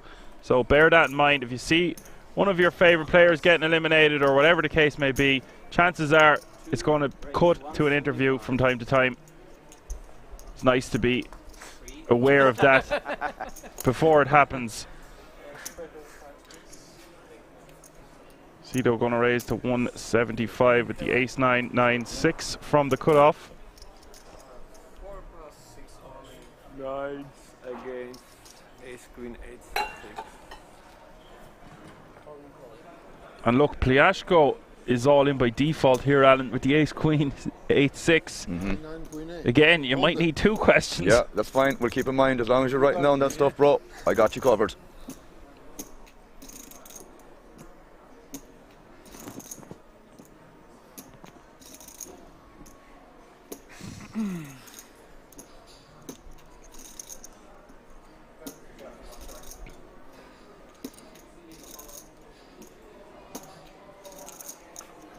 And this one is 50-50 as well, as we see the flop of Jack 10-3.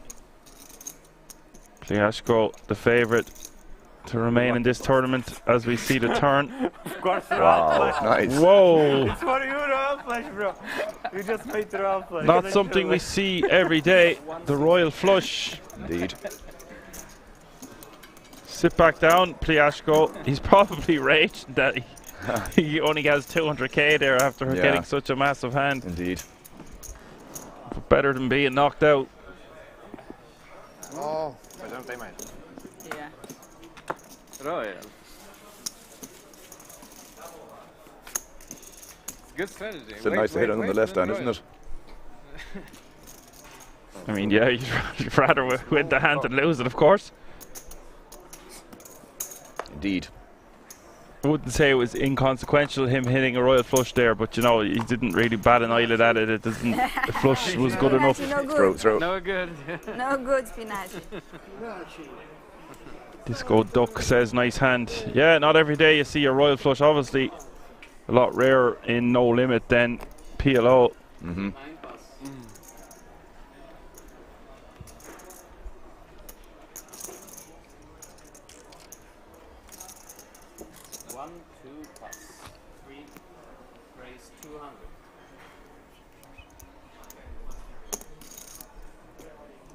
Disco Duck, yeah, it says at last a girl at the final table. Yeah, it's really nice to see girls getting deep runs, especially in such a prestigious event. And like I said, they love jewellery. The chance to win some extra jewellery. Why not? Why not, indeed.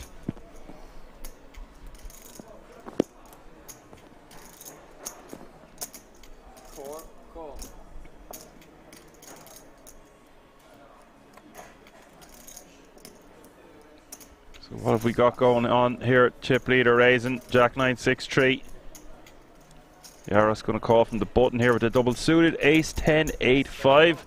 Santos with the ladies.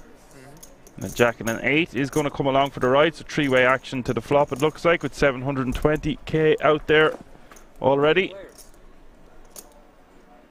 877.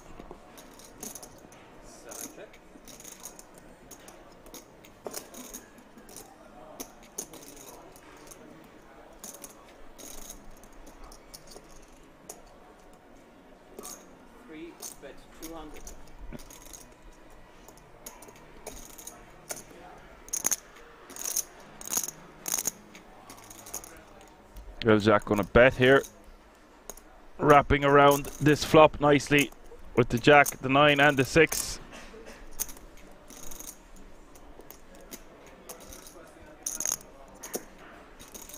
Not much going on for Jaros, but he does have top pair. There's 15% equity. Santos with the over pair.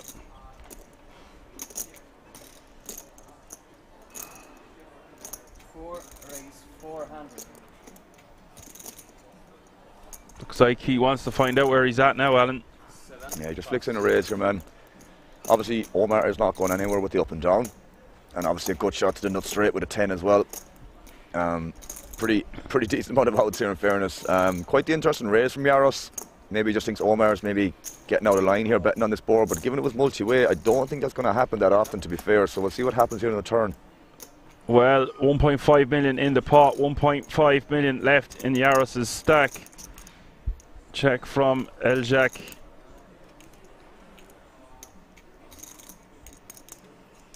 Just check back. Yeah, not a good turn for his range. Not straight then. Oh no. Surprise, surprise, Jack hits the river. Santos not looking too happy there either. Forget what he folded. Oh, the over pair. Yeah. 3 bet 200.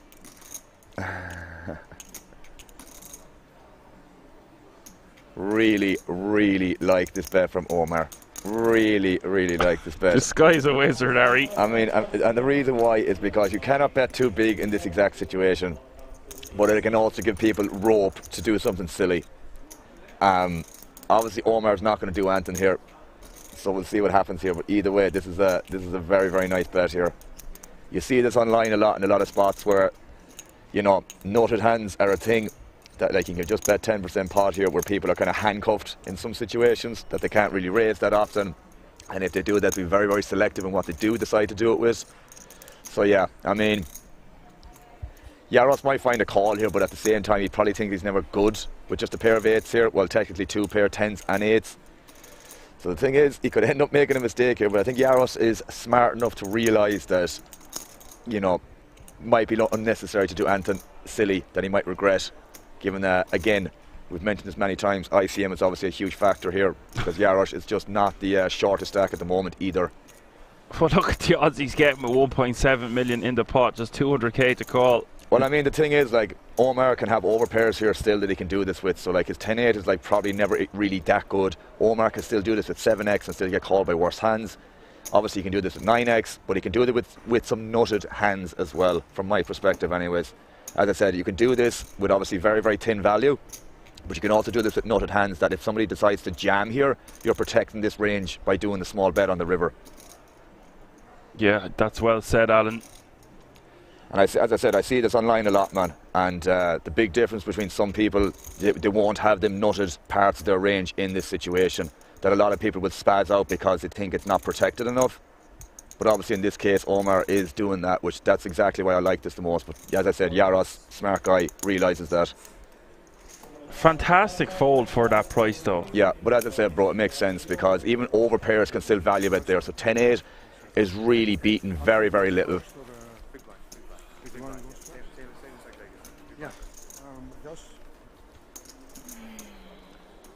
And this is the thing, man, like, you know, again, you can just see this competency from a player like this with Omar.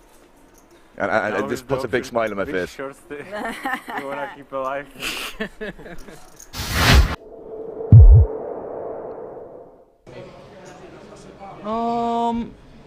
I think maybe I can play more conservative for the ace hand.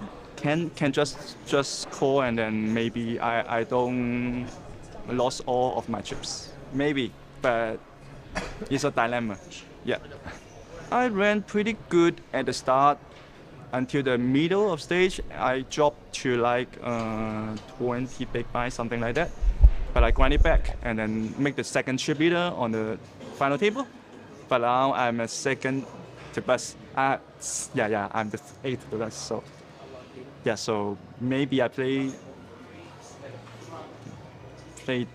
not the right way. Maybe I don't know. There are many short stacks though. Yeah. Okay. Congratulations. Yeah. Thank you. Thank you.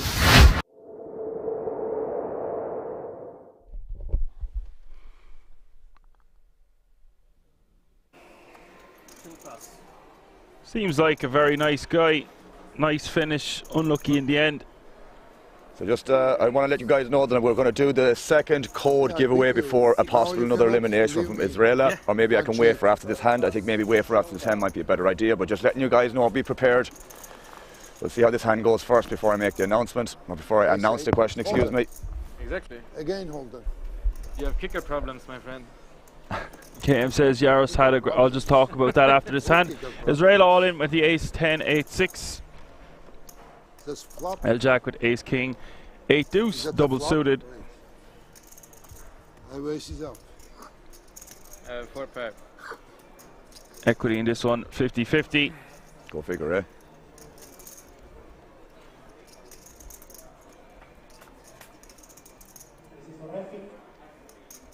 Jack, Jack, deuce is the flop. L Jack now in the lead.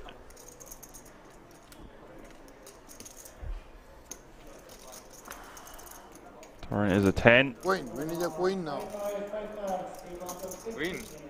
Israel Jump right in. 3-1 favourite as we hit the river. We raise the 5 of diamonds. Israel survives. You don't have to do 2 questions in a row, Alan. No. Just the one. Just the one. Okay, guys. So, let me look through this list. I want to pick a question first before I... I tried. This okay. time you can't. So, guys, next question. This time I tried. Okay. Next question for the next code to be given away, all right? So, in PLO, how many hole cards are dealt to each player? And how many must be used in combination with the community cards to make a hand?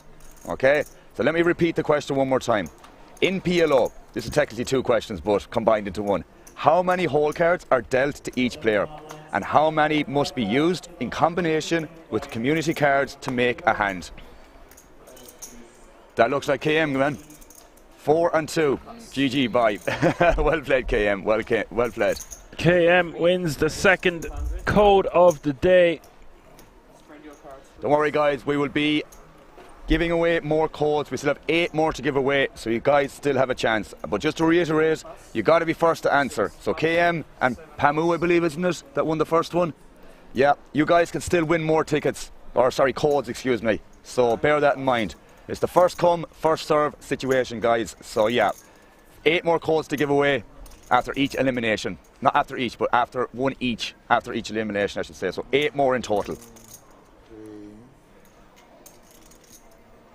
Yeah, it's just too good of an opportunity. Well, KM says it's okay. Give it to one of the viewers. They already have a PS5 back in a bit. Well, there's loads of prizes. You're going in the raffle, man. What are you doing? There's iPhone 15, bro. There's AirPod Pros. There's like Shisha Lounge vouchers. There's a night stay in King's Resort in a 5-star room for 3 nights. There's loads and loads of stuff, bro. So it's not only the PS5. So the thing is, you're not guaranteed the PS5. You're just guaranteed a ticket to be entered into the raffle that will happen on the 12th of November. So yeah, you might win something smaller. You might win something bigger. You never know. But the more tickets you have, or the more codes you have, the greater the chance is that you will have, or to win something, one of the bigger prizes. Excuse me. Don't worry, Disco Duck. You'll have plenty more opportunities throughout the day. You just gotta stay tuned. So Kraka's asking as well, Dan, what are the codes for? The codes are for the raffle we just aforementioned. You will be sent the code, and then we will give you the additional information how you will enter your code in on the website. Is that correct, Alan? I believe so, yeah. So we have the information ourselves, guys. Just worry about that. We are writing out the list of players for the 10 codes. Obviously, 2 out of them 10 are gone at the moment. So when we have the 10 filled up, we will contact, well, I will contact each player or each person individually with all the information that you need to do. I will contact you through my Twitch channel, Alan F Poker. So yeah, all good in that regard, guys. So just keep an eye out for the next 8. It will happen after each elimination, one by one. Yeah, Alan is your giveaway guy for today. I'll keep it as action man Dan for now. Israela with the ace-ace 10-10 is going to be looking to get his chips in here surely. L-Jack raising to 200k with the 975 deuce.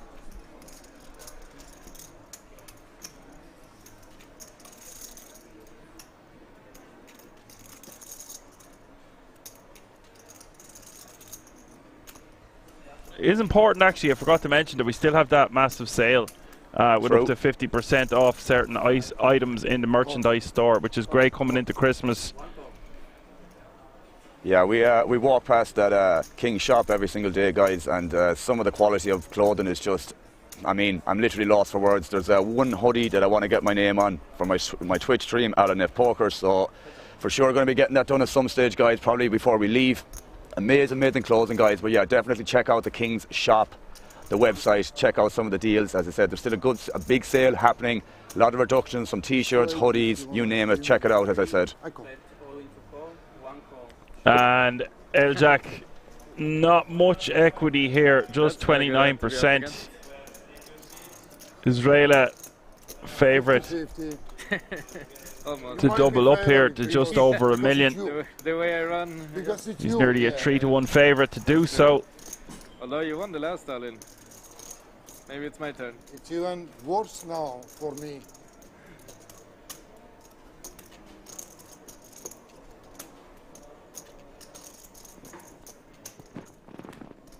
Ooh. Turn is the 6 of spades. Sweaty as we hit the river. 35% equity now for L-Jack. River is the queen of diamonds. Israela will survive and double up. So we're going to have to fire out another code there then.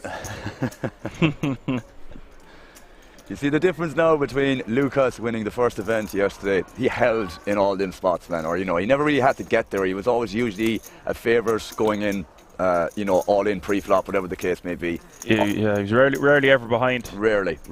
And even if there was some marginal spots where, you know, it was ace queen versus ace jack, there was never like a 3-outer that was hit. The guy just ran pure. But as I said, he still played very, very well. So that's kind of the somewhat difference here. But obviously Omar still has a hugely dominating stack here, guys. He has very little to worry about. I don't think he's anything to worry about going forward in general. So either way, still a big favourite here to take this down.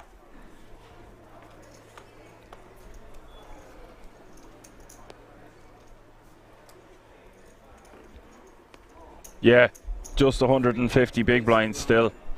I think he's going to be fine. King, Queen, 8-5, going to raise the 200k from under the gun. 4 pass, 6 pass. This is what Yaros was talking about earlier. He's in a very tough spot because he's got Omar right beside him, raising, taking a lot of Yaros' spots away from him.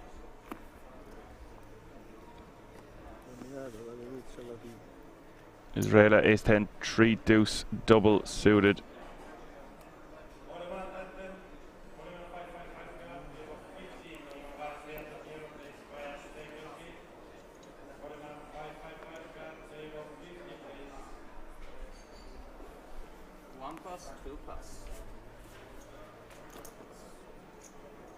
Jack just takes down the blinds and antes.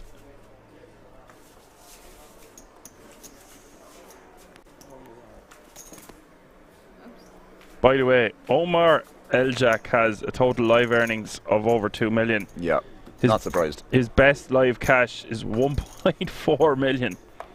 Ridiculous. Yeah, not bad for the Swede. No, sir. Sick that 3/4 of his total live earnings coming from one result. It's amazing. Looks like he could be adding to it today. And like that, mate, I get the impression that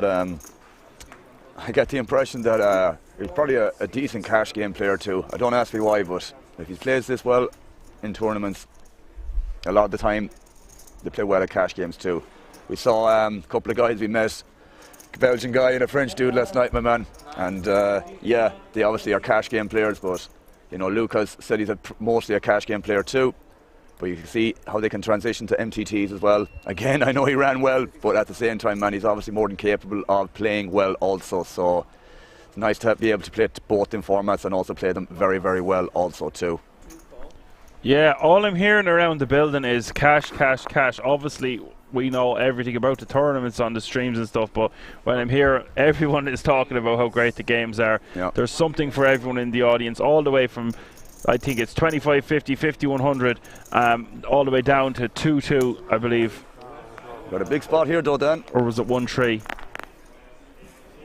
Under 500 for the buy-in anyway. Yeah. Cedo ace, king 9 deuce, L jack, king queen 8-8. Diana all in, ace king 8-5.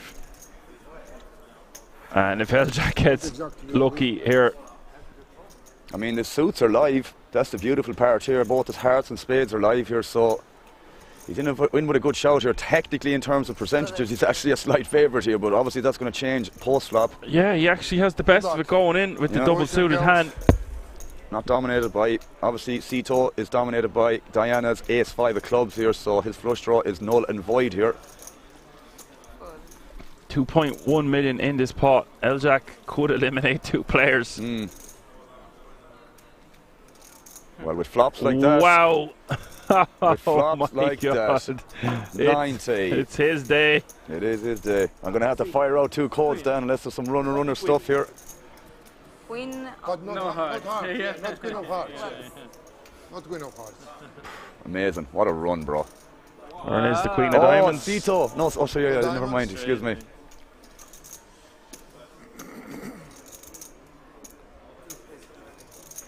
Space.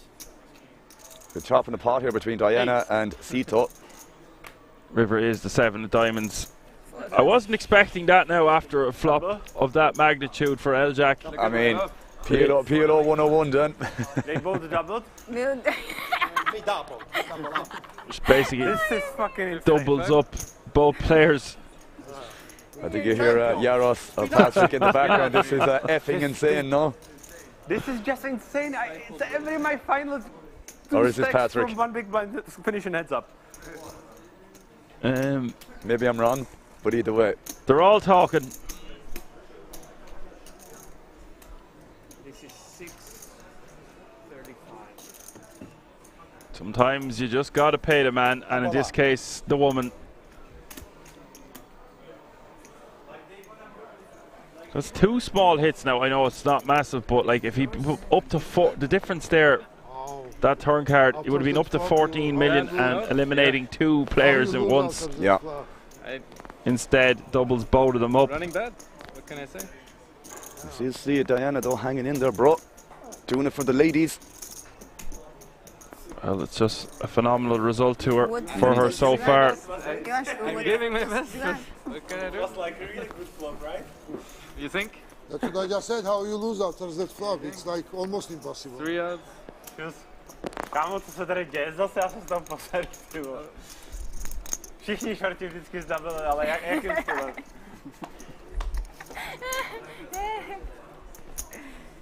Co? Jo, no. So no code yet for the fans out there. Gonna have to wait. 6 pass. 7 pass.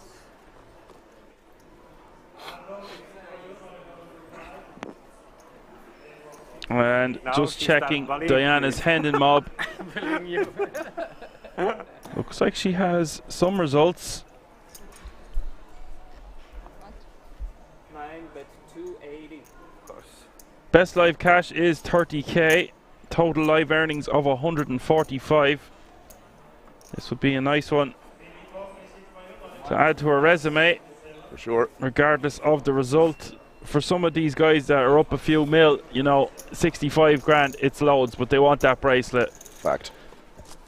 I said, yeah, it's not just another day in the park when you're playing for a bracelet. Yes, they're so used to being on final tables, playing for titles, but this one, these 15 events, so prestigious. One of the biggest events in the world, especially outside of Vegas and the likes.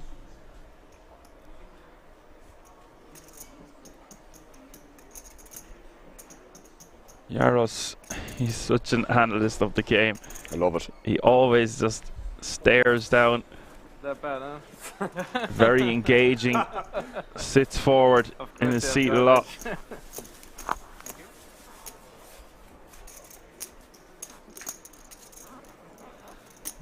Diana taking down another little small pot, but they all count.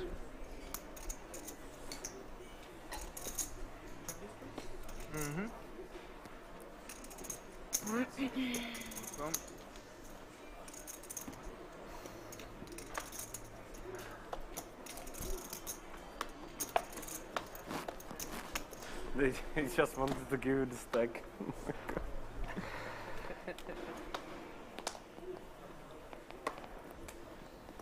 7 pass. Someone says, who runs the world? Girls, girls. Hey, nice one. As I said, Matt, or as I said, Dan, excuse me, she's definitely holding it for the ladies at the moment. She's still in a great chance to fight for the bracelet. Everyone is at this table, to be fair, no? Yeah, that was a crazy turn card. The more I thought about it as well, there was only 3 outs that could do it. And both players had the ace king as well to chop it after flopping it straight. Yeah. Pliashko all in with his 10-10 6-3. Now Jack is going to try once more to eliminate a player. it's going Holds to be at the ready. 10-3, trust me. Patrick is smiling. He's like, here we go again. Is he going to double up someone else? We shall see. The last one was. This was like. This was. You need this hand last time. This is last time would be good. Yeah, that's true. Ace queen would have been a. Diamonds, Diamonds, exactly. True.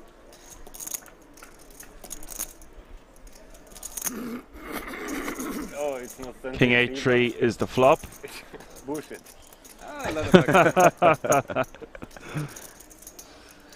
Yaros is really feeling the pinch out there. He's watching every other player double up except him. Turn is a 4. More out stuff for El Jack, 36% equity as we hit the river. Pliashko is a 2-1 favourite. Of course! Yaros, man, not impressed at all. No. Oh God. Getting some additional information here, Alan. Diana is the girlfriend of Thomas Ribeiro, one of the best crushers in PLO. I know. Nice. I know exactly who you're talking about. Commentated on him loads there. Nice. This is actually had a deep run in the 10k PLO. I was commentating on. I do believe it was either. I don't know which one it was. And I think he was back on the feature table then for the 2k PLO Big Rap also. Very good player indeed. But this is poker, baby. This is poker, baby. Beautiful bracelet there, Dan. There it is once again, the bling bling. I don't care how many times they show it. I'll just stare at it, admire it from afar. And I've walked past it a few times. I believe Riyadh was running around the place with Lucas's bracelet last night. Very funny indeed. Hopefully it got returned to Lucas after that. Well, Lucas came back and his bracelet was gone. Alarm bells started going off then, but you knew the story, Dan. Yeah. You knew the story. Not everyone else did, but I think you're probably 1 out of 15 people that probably did know, to be honest. I don't know where Riyadh went with it, but rumours were spreading. I don't know whether I started this, but he was still in the tournament, so I don't know whether he went back to the table pretending to put the bracelet on him or not, but very funny nonetheless. Yeah. Funny guy. Funny guy. Yeah. A lot of characters around last night, especially after Lucas's victory. Look at this, 142 big blinds nonetheless. Dan. 142 big blinds. Look at the percentage of the chips he has. No one else has more than 10% of the chips in play. Was talking to Patrick earlier. He said the ICM is going to be crazy at this FT, and he wasn't joking. Yeah. Because 20 bigs, not too much in Omaha. And 142 bigs, and it would have been even worse had he not got unlucky. He would have eliminated 2 players and had about 180 bigs. Yeah, exactly that, bro. And he got pretty unlucky in that situation. Well, he got obviously lucky, and then obviously a little bit unlucky on the turn when the queen peeled off. So, yeah, I mean, look, he's obviously still ran quite well to run up that stack nonetheless. So can't complain too much, but at the same time, it could definitely be more if he ran a little bit better, but ifs and buts, you know. A lot of the commentary I've done on the PLO, it has been very steamrolly, as you were asking earlier or yesterday about how do I find what I was talking about earlier about like when it's good to watch someone just put on a masterclass. And L-Jack is trying to put on a masterclass, but he's doubled up everyone, but he's still in that sort of a situation. It's just unbelievable. What a spectacle we're getting treated to here today, live from the King's Resort in Rosvedov. Where else would you get it? All under one roof. This is the World Series of Poker Europe, second of 15 bracelet events.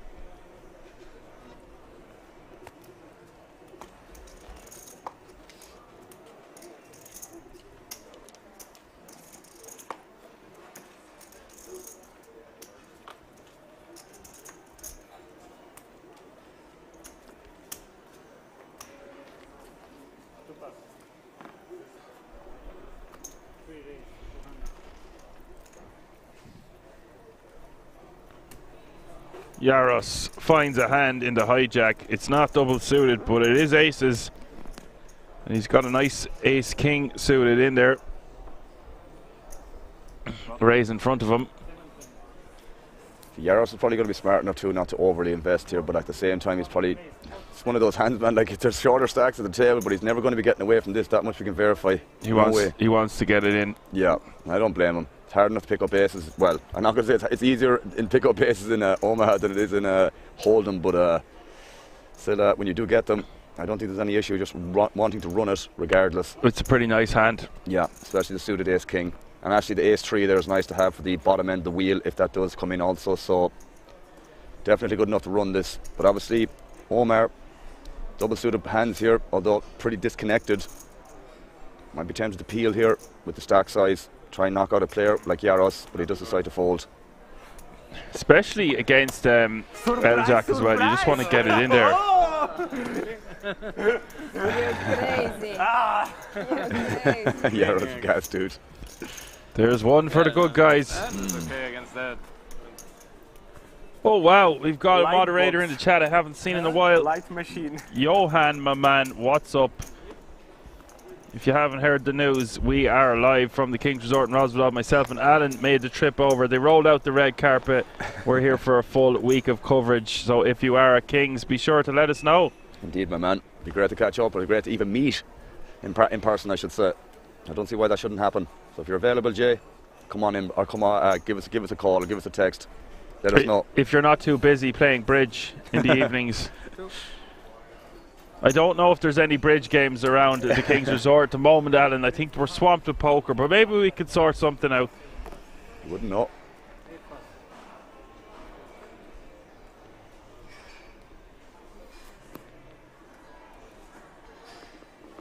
Non ho paura. Non ho paura. This one. Italian, okay. Well, Jack staying active. King, Queen, 8-5 this time. Cito going to call from the big blind, but King, Jack, 9-4.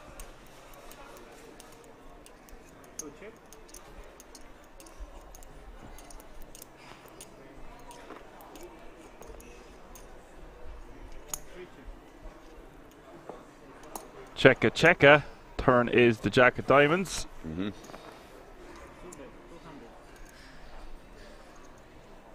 See, they're not down, the blinds are 40, 80, 80.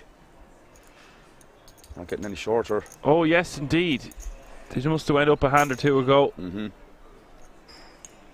Stacks are going to be shorter again. 2.5 million average stack.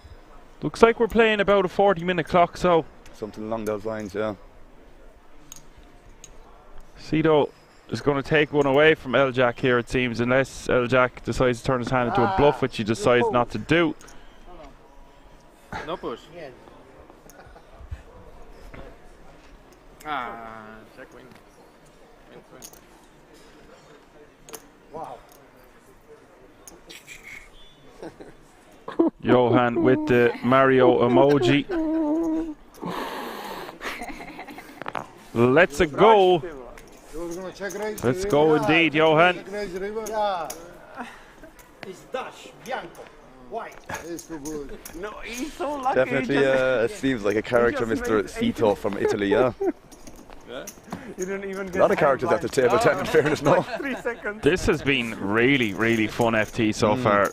Just blinds are up. listening to them even. Yep.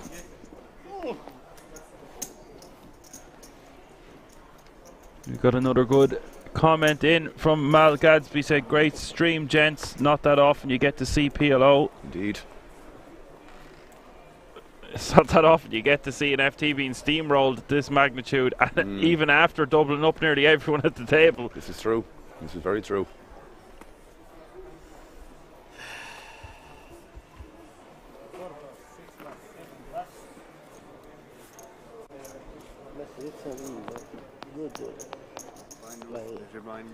Actually, I think the blinds were 48 because they've just gone to 5100. That's correct, yeah, my apologies. I mean, just we were so dialed into the action, man, we forgot to even mention the full level of blinds there, unfortunately. But yeah, now they're up to 5100. Yeah, I mean, a hell of a lot of action happened at 3060. Yeah, and probably a similar amount for 4080 as well, but yeah. Nonetheless, this is going to put a lot more pressure on the players, especially every other player except the chip leader. Exactly, exactly. Christie's is in the house, says hello all. Hello, Christie's. Israela here with a pretty good hand on the button.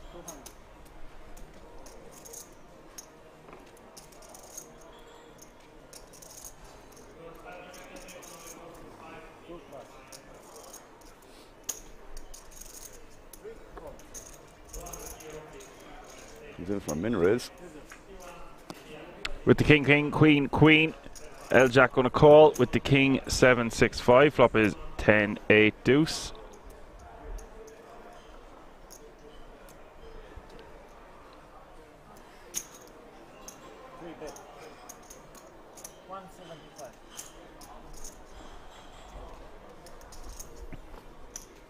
L-Jack going to bet 175. That looks like a donk, actually. And we get a snap fold? Yeah, something's not right there.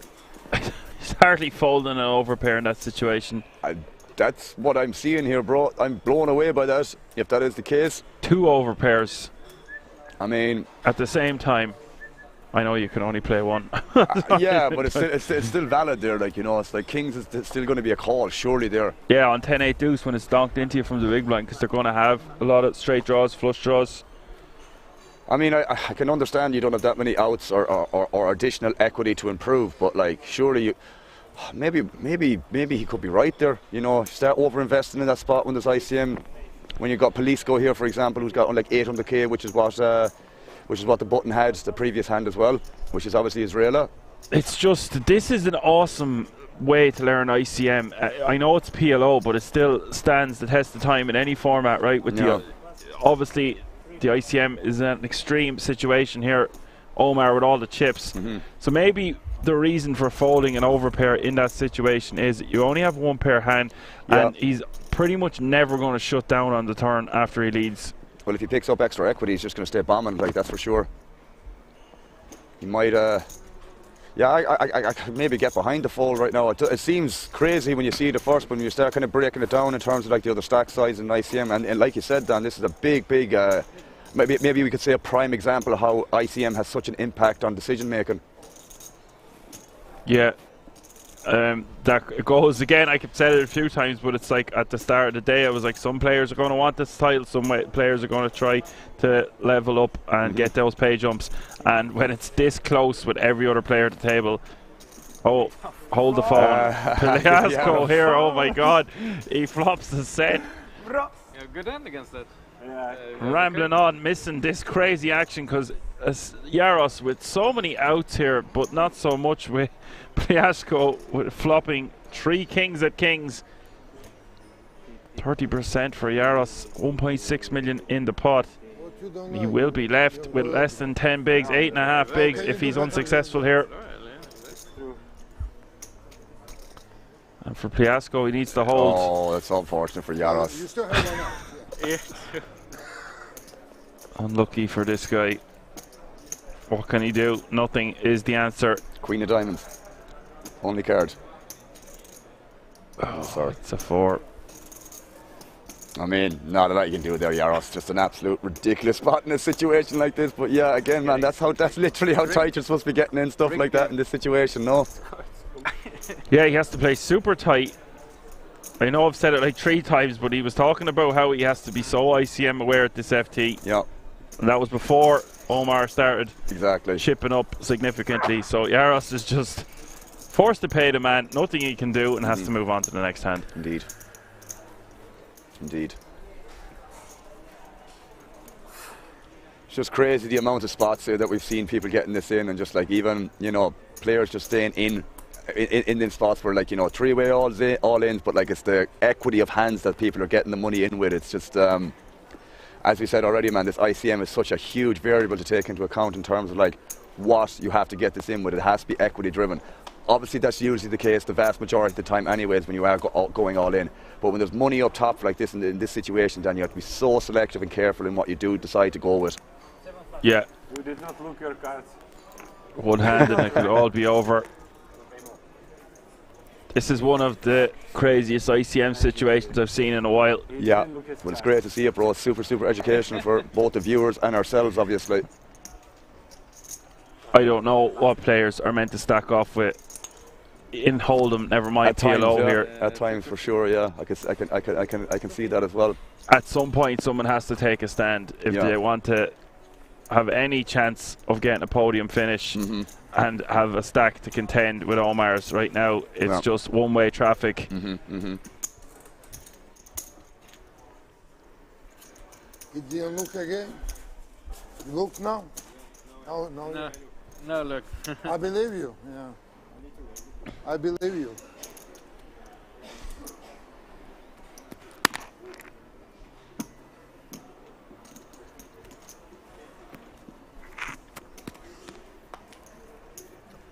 Just has to be so extremely tight then.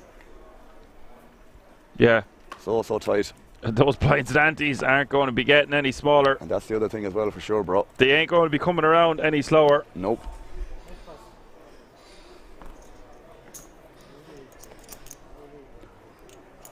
Israel, ace king, 3 deuce. Just forced to put that one in the muck. Surprise, surprise. Flicks in it. Flicks in, I should say. Raises to 250 with the jack, 5-4 deuce. Yeah, Pelisco is just going to run it with this hand, and I don't blame him because it's more than good enough in terms of nutted potential. It's a really nice double suited. Ace king, jack 4 gets the job done. It's going to be miles ahead of Omar's stealing range there. I wouldn't even say raising range. He's just going to be opening so wide in the cutoff there to try and steal the blinds and antes. Yeah, we're going to see a lot of cagey play from everyone other than Omar.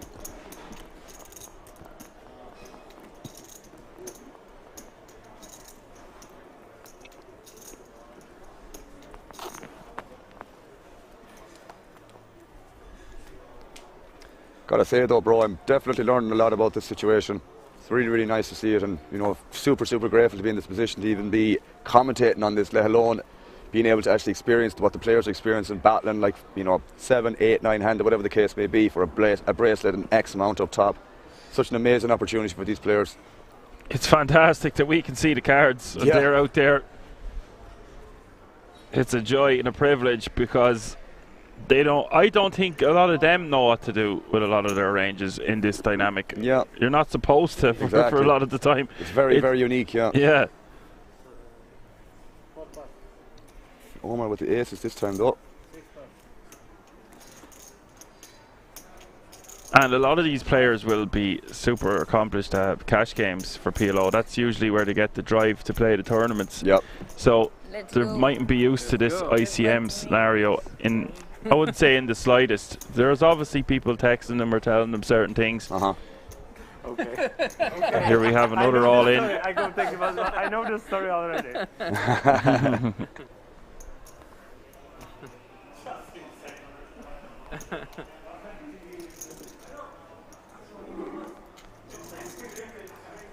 Diana, not in bad shape though, bro, given that you are up against the aces here. Suits are live. Bar the hearts, obviously spades have been good here. With the ace X, the ace of hearts, 4 of hearts, Omar has in his hand. So the king 6 of hearts that Diana has is obviously dominated. Yeah, 63% for L-Jack, and now it's more like 60-40 in his favour. Diana needing to get lucky here with the King 986 on Turner River. 7 of spades. 7 of spades is a good action card. Turner is a jack of spades. He called it. He called it. What a fun final table this is as we see the river. Oh no! Oh, it's a spade. Patrick's not going to be happy, guys. This is insane, Dan. Diana gets a double up. Yes! Omar still going to be playing 110 big blinds. It won't hurt him too much, but he's probably getting sick of this. I mean, if he just managed to hold in a few more spots and maybe, you know, got there in another couple of spots as well, we'd be down to 3-4, maybe 5-handed at most, you know. But obviously that's not the case. But chipping a chair down, as we always say. You run pretty bad. I do. To mention as well, imagine you're Thomas Ribeiro watching your girlfriend playing for a bracelet. It must be such a proud moment. For sure.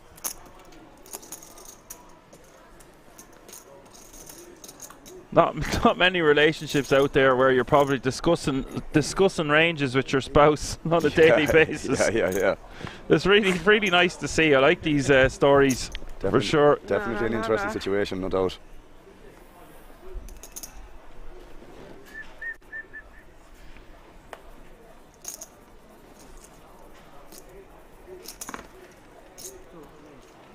Sito gonna raise to 250 with the King 9 deuce.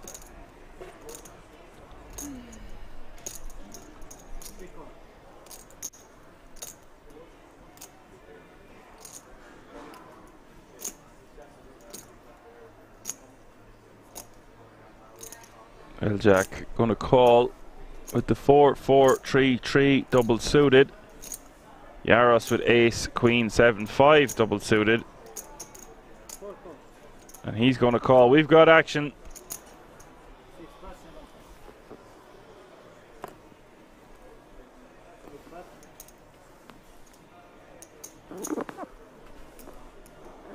Israela, Queen, Jack, 10-5.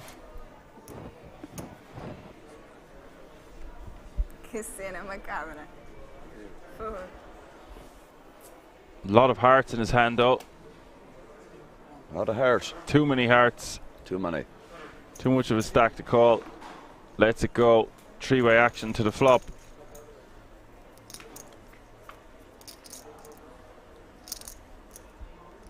Oh. L-Jack flopping bottom set. Not out of the woods yet. Yaros is enough flush draw as well, man. Top pair, top kicker. Yaros is going to be going broke here. Well, possibly, I should say, excuse me. But he's going to be forced to get it in irregardless. Yeah. Is it his turn to get it double up? This is it. We're going to find out, I guess.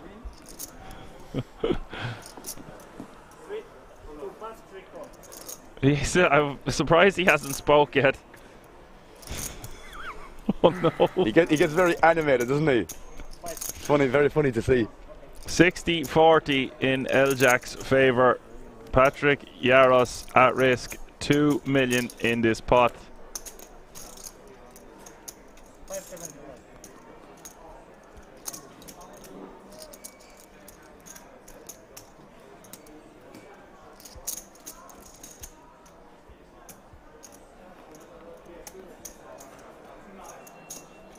I don't think L-Jack wants to lose this one. No, sir. There's too many. Too many. You don't want to lose any hand, but doubling this man up is not good for L-Jack in the slightest. Yaros, extremely accomplished player, as you already know. Here we go. Turn is the ace of hearts. More else. Yaros now only has 30% equity as we hit the river. But Alan, you are right, he does have more outs. Here's the river. It's a 10. Yaros. Patrick Yaros has been eliminated in 7th place. I'd say he is not going to be too happy if we see him walking around later. Still going to be shaking his head for many hours to come. Nothing he could do. A bizarre final table situation. I guess he got 2 ladders. That's the best he could hope for. Very unfortunate from his perspective, man, because there was so many, like, I'm not going to say stupid all-ins, but just like silly all-ins where, like, you know, one or two players should have been knocked out originally, like, but unfortunately, he's the one that's going to be knocked out in 7, unfortunately. For €8,700. That means 6 players remaining now, guaranteed a minimum of €11,500. Interesting to see where we could be going to an interview with Yaros if he's willing to do so. And just to announce as well, guys, the next giveaway code or the next code itself will be after the interview. We're going to always wait until after the interview, as long as we know that there will be. So yeah, you guys have to be keeping an eye out for that announcement, all right? You understand now. So we're down to 6, Dan. We are down to 6, Dan. 6 players remaining, as I just said, all guaranteed over 10k now. 11,500 is the current payout, and that's really nice for Omar, because now Omar can pound even harder. Yeah, we're getting shorter handed. Players have all got one more pay jump. They might be willing to gamble a bit more now. Maybe not though. There's still such, like, look at Israel. I need to see an updated chip counts, but no player left has 20 big blinds to fight against the chip leader, who now has 120 big blinds once again. Israel might decide this is good enough to go when he only has 4 big blinds behind. With the ace, queen, 9, 4.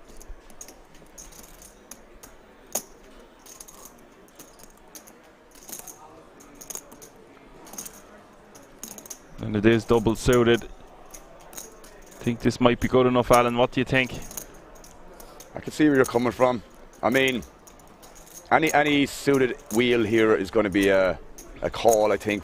We've seen him do this before with the hand at the start, I guess, if you remember, with the 8-5, queen 8 or something like that. Or queen 8-5-2 double suited. Yeah, I thought that was a bit wild, personally. Yeah. This, I think, makes a lot more sense because, you know, playability post-flop is going to be a little bit better. You have some nutted potential with the ace-4 diamonds, etc. And he does flop top pair, Dan. Does flop top pair, indeed. Not out. I don't think you're ever out of the woods in Omaha. No. But you see here with Omar, excuse me, he has the Jack-4 of clubs here, which is the only live flush draw on this board, giving him a slight favourite in terms of percentages. And Sito. That looks like he's... No. Hollywood stuff. Yeah. He does call. And it is a post-flop coin flip for Israel's tournament life.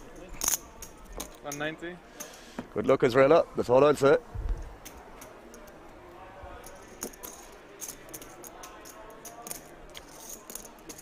What do you call this one then? A post flop? What you call it? Post flop coin flip. Yeah, something along those lines. They have nice hand too.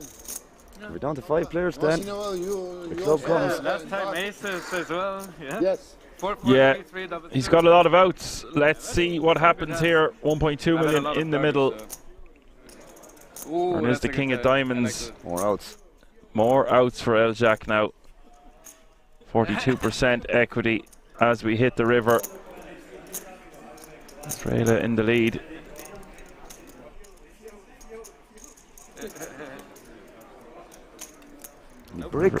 Bricks. Wow. Big hole for Israel, no? Big hole for him indeed. Now he wasn't crushed going in. He was doing pretty well against the ace jack 10-4 with ace queen. Continues. Etc.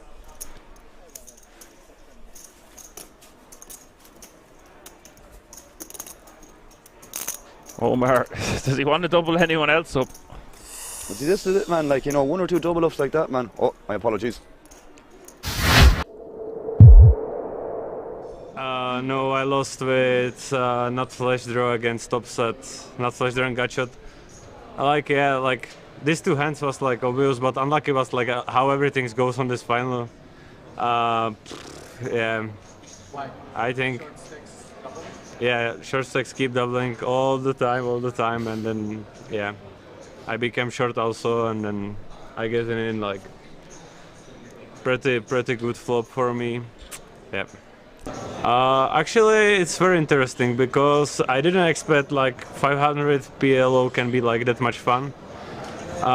Because like it was really deep, so it was like really nice structure. It was really playable, and I really enjoyed the final table. The place here was nice. Some of the place was nice, which you don't gonna expect on 500 tournament. But yeah, nice poker. I would say every hand is important. Every hand is important. But yesterday, yesterday I doubled it. I had 2 outs. I doubled up, and then I make like good chip count into this day. Yeah. I'm still thinking if that click I made with ace 8, 10, 5 double. If I'm still thinking if I shouldn't like just fold it. Direct on the flop, it was on the final against the chip leader, because the ICM is huge. So yeah.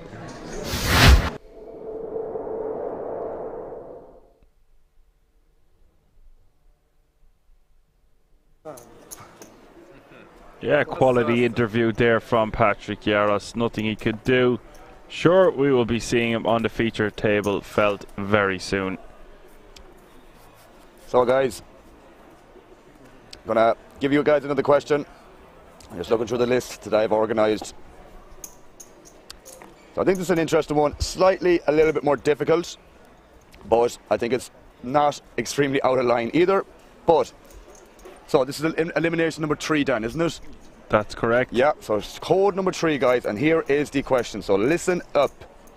What is a wrap in pot limit Omaha? And I will repeat that one more time. What is a wrap in pot limit Omaha? First answer gets the code, guys. What is a wrap in pot limit Omaha? All vote now. Yeah, we're going to give that to Mac again there. I think that's fair enough. It's a straight draw with a lot of outs. So write that down, my man, Dan. Mac Gain, you are the winner of the 3rd code. Pamu, unfortunately, Maka answered that ahead of you, my man. So unfortunately, you do not win the 2nd code. But yeah, it's just a straight draw with a lot of outs, guys. I mean, terminology, I'm not going to be too specific there. I think that's fair enough from Mac again to get that right. It's a straight draw with a lot of outs. Open-ended plus good shot. It is what it is, okay? So Mac again. You can have that discount code. Congrats, my man. Congrats, my man. So that leaves 7 codes, guys. 7 more codes, all right? There's obviously 6 players left. We might end up giving away 2 towards the end, so obviously keep an eye out for that. But either way, congrats, Maka. You are the 3rd winner of the discount code. Why do I keep saying discount? Excuse me. Of the code for the raffle. Good luck. Or sorry, good job. Good job, Alan. You're being the quiz master today. Indeed, my man. Indeed. Johan asks, is this the only event today on stream? Yes, indeed. As far as I have been made aware, it is. Tomorrow is also PLO. We're also going to be having some cash games later on in the week, and then our coverage will start of the World Series of Poker Europe, the mini main event. That's going to be huge. I'm really excited for that one. So we have a long week ahead of us, Alan. Indeed, my man. Just to answer your question, Mac, again. So what we're going to do is when we have the 10 codes officially given out, I will contact you through my Twitch channel, Alan F Poker, with basically all the information that you need to claim the code. So just to reiterate what the code is for, guys, there is a raffle that is going to be held on the 12th of November where there's top prizes of a PlayStation 5, an iPhone 15, sorry, an iPhone Pro 15, and AirPod Pros, and many more prizes up for grabs, excuse me. So yeah, as I said, I will contact you, Mac, again later on when the stream finishes up, or early tomorrow morning, something along those lines. But yeah, I will contact you with all the information nonetheless, and that goes for what is it? The other 2 code winners as well. We will contact you with the same information. Okay? We don't even know what time. What time is it? Fair enough, Alan. You don't want to miss out on it. It's just too much value to be had. It's a free roll, Dan. It's a complete free roll. You just got to tune in, guys. You got to listen for the question. You got to answer the question as quick as possible, and you will be entered into that draw with the discount. I keep saying discount, guys. Apologies. But anyway, the code for the raffle, which will be held on the 12th of November. So my Hawkeye there noticed that Omar has 100 big blinds more than second place. So second place has 16 bigs, first place is 116, and so everyone is trailing 16 big blinds that's remaining. Indeed. Apart from Omar, of course, that goes without saying. Israel King Jack 10-9. Not quite double suited, but this looks like a nice hand to open.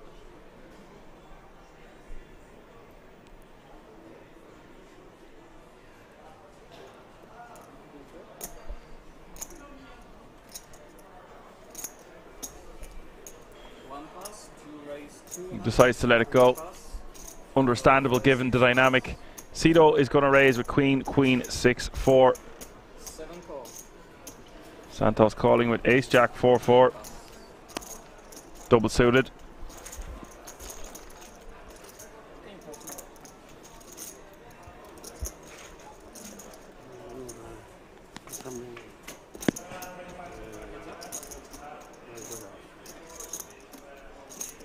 Ace 9-7 is the flop. And it's one of the first hands we've seen where Omar is not involved. The two players are going at it. Imagine. Cito forced to fold on that board. Ladies not looking so hot on the Ace 9-7 there. It's quite interesting when you see these kind of shorter stacks battling, Dan. How again, ICM obviously a huge consideration in every decision, but they're just so restricted in what they can do post flop. You know, they can't really peel with like one pair of hands and stuff like that. It's really got to say, right, I'm either flopping equity here and running it, or just saying, okay, this is not good enough, I'm out. And that's basically what we're seeing here for a lot of the post flop stuff in these kind of, you know, basically second to sixth place players at the moment. Yeah, it's all about trying to see a flop so you can hit your hand. Yeah, that's what Omaha is all about. But even adding to that, Dan, it's like even the hand selection pre-flop has to be very, very specific, I suppose you could say, versus, you know, peeling from the big blind. But, you know, even though you might be getting good pot odds, it's just you cannot do that because, as I said, you have to be aware of how selective you have to be. And of course, post flop is obviously another deciding factor of what you're going to run it with, given what you do flop, or you do or don't flop, excuse me. Yeah, well said. Every day is a learning day. Class is in session, and so much to be learned from this PLO final table. Indeed.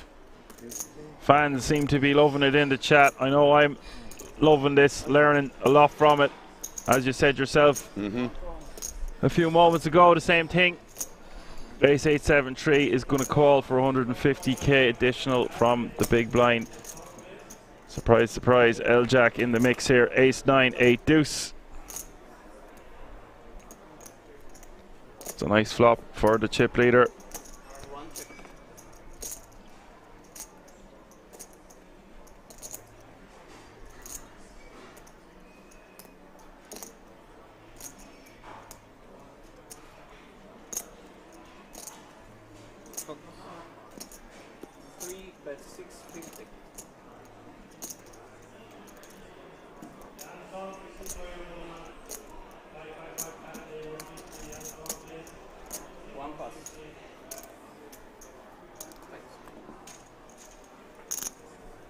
Jack's just going to take that one down with a bet.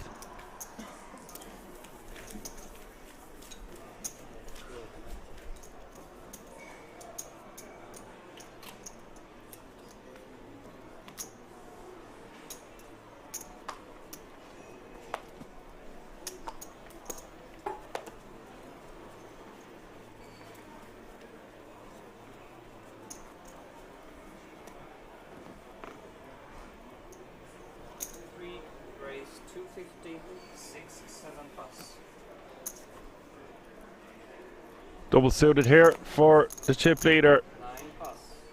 Jack 10, 6 deuce, raising to 250.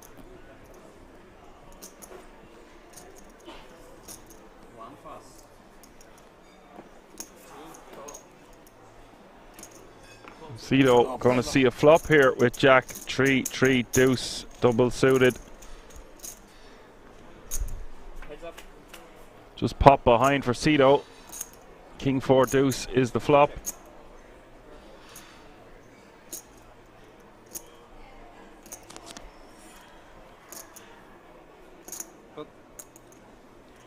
bet 650. Up she flew and in she goes, and Cito can't do much there. Forced to fold. Just banging it off, Dan, isn't he? Just not really, not really caring. This bottom pair, they're just like, call me, and he can't. He actually gets the best hand to fold, but it's very good. It's going to be very, very difficult for Therese to flick in a call there, isn't it? Okay, right now you're going to call me crazy for this one, but maybe it's part of his plan there to double up everyone, so he can just keep doing this again. Well, I mean, he has absolutely nothing to worry about, bro. This is the thing as well. Like, you know, he's just such a monster stack that, like, he could double up each of these players for whatever they have right now and still be in a dominating position, you know. Yeah, it's great to see. And like that, man, he probably, I mean, I didn't check out all the other players, but obviously you do that every now and again when you do check up the Hendon mob, excuse me, in terms of the career earnings and whatnot. I'd be pretty confident he's probably up there for probably one of the highest earners on this table at the moment. I could be wrong. Yeah, I don't think anyone is over 2 million in cashes. Yeah, that is true, I believe. They're all obviously very familiar with the great game of pot limit Omaha. Oh, it's the big blind. Again, oh my god. Oh, Omar getting a walk with the aces. Sad times. Must be running bad, Dan. What do you think? Yeah.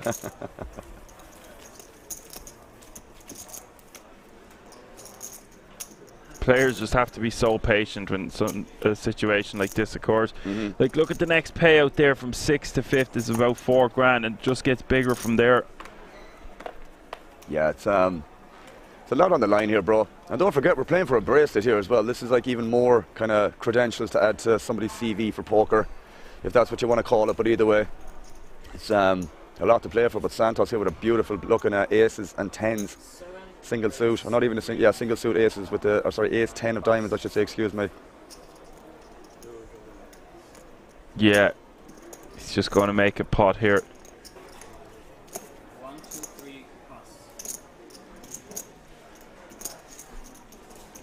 And Pliashko forced to fold.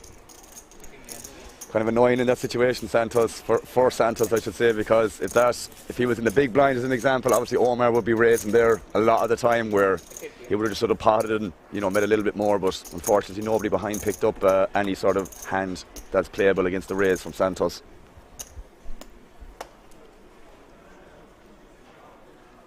There it is again, Dan. Oh boy. Give me that gold. Please. Really like the camera shot of it too, but it kind of, you know, does the scan from one side to the other. Looks really, really nice, bro. Yeah, it's like, it should come with a tagline. This could be yours. I think that's what they used to have with the Irish Lotto. It could be you. Could be you, yeah. Still waiting for that. Still waiting for that moment, yeah. Oh, well, I wouldn't be a gambling man. I wouldn't be buying things like lotto tickets. I'd be investing my money elsewhere, I guess. Yeah, more higher probability of return. Yeah. I think even if I won the lotto, I might just live here permanently. You could definitely afford it. You find me at the bigger tables. Maybe not the highest stakes games. Actually, who am I kidding?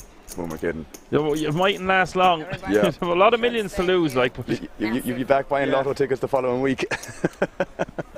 Yeah. We'll see how this goes.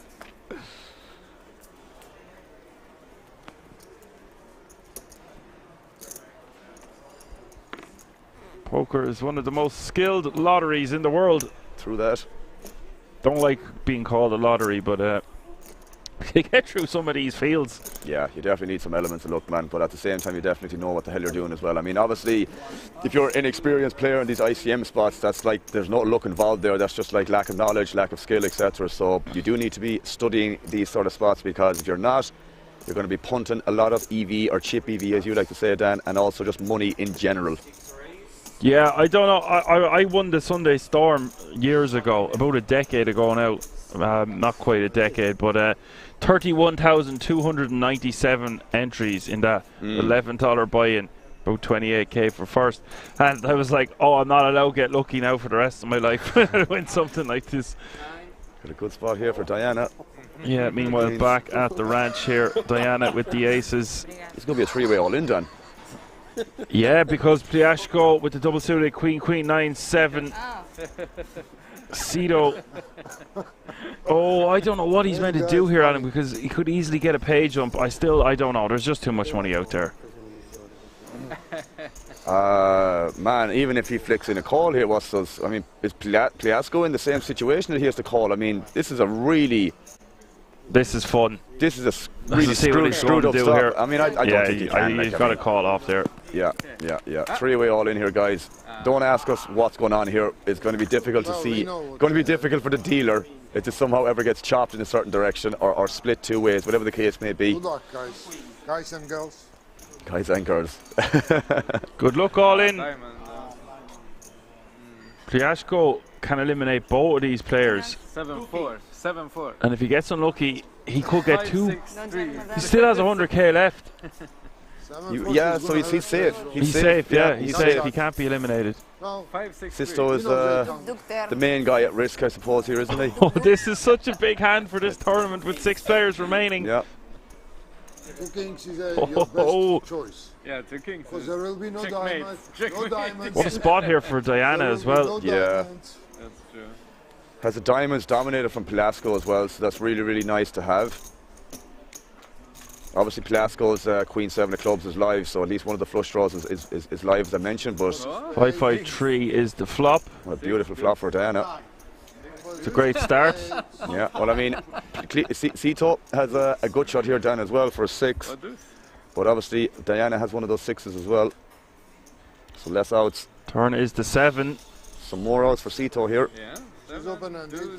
Diana's not home and dry yet, but it is looking good. You can see there for Pliasco, excuse me. There's a 7 there also. Here's the river. It's the Jack of Spades. Diana cleans up, my man. A hero has emerged, and it is the lady at this table, eliminates Sito, and has some form of a stack to contend with the chip leader now, playing 32 big blinds at the moment. Nothing Sito can do, and for Pliasco, he's going to be left with 1 big blind. Yeah. Just to announce that there will be another interview, guys, I assume, in the coming moments, potentially, or maybe, yeah, we'll see. But either way, I want to make the announcement that there will be a 4th code giveaway after this elimination, so keep an eye out for it, guys. Just want to give you a heads up on that.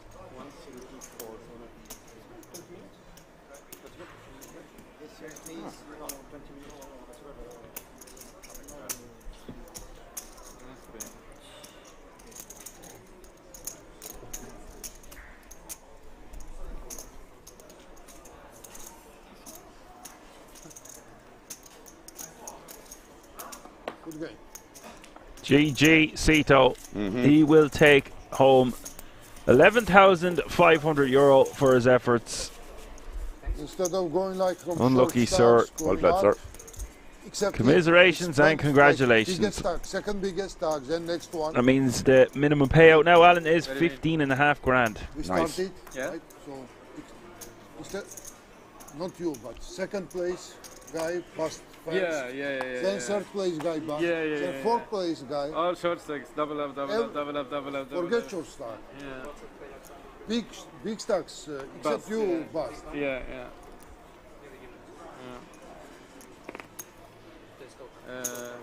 250. 3 raise 250. 6 all in Pliasco all in from the cutoff. Not much he can do here with 1 big blind. King, Jack, 10, 10, 9, 7, 3. Open for Omar. 250, huh?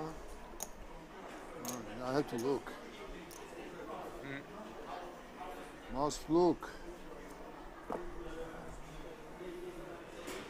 That's 100.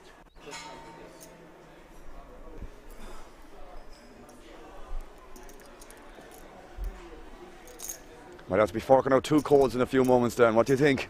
It's looking that way. I'm just waiting to comment on what Israela does because I don't know what cards he has. We're going to find out now. We're about to find out. I really have no choice. No choice, says Israela.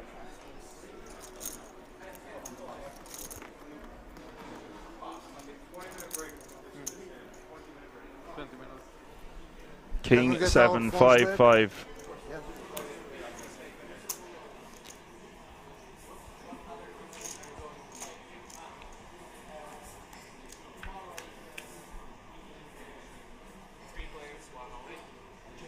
Jack 8 3 is the flop. Pretty good flop for Police man. So I mightn't be doing really, it. really good start for Pliasco. Turn Yeah. is the 7 of hearts.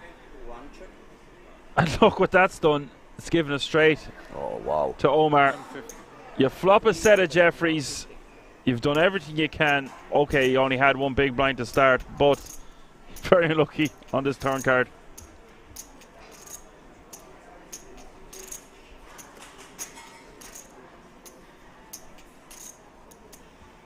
And for Israel, I think he just has to get out of dodge.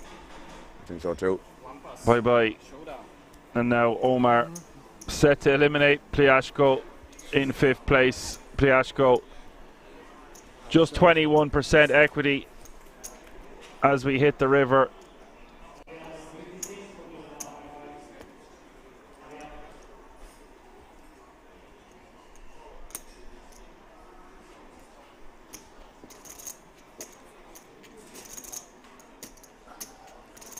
You shall see, Dan.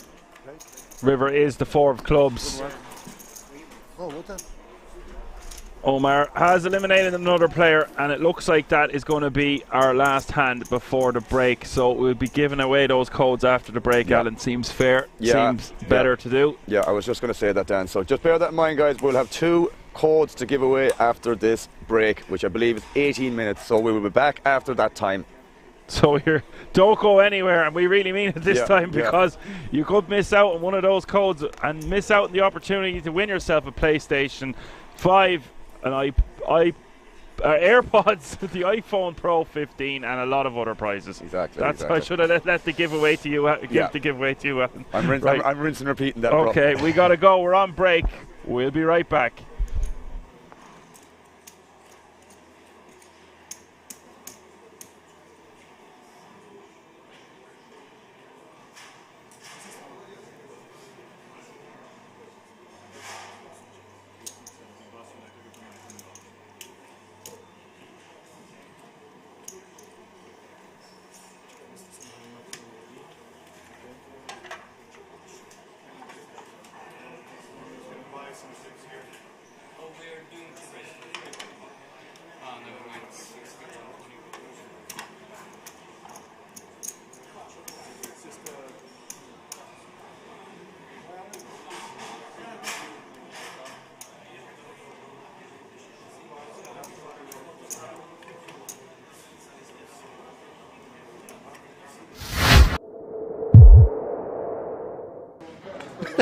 I don't speak English. It's a problem.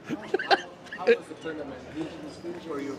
It's a very, very nice tournament and lose. But still, nice place, right? It's a nice play. It's a big champions couple to lose. And tomorrow is a mini main event. Tomorrow play and finish. No braccialet. This is okay. Win.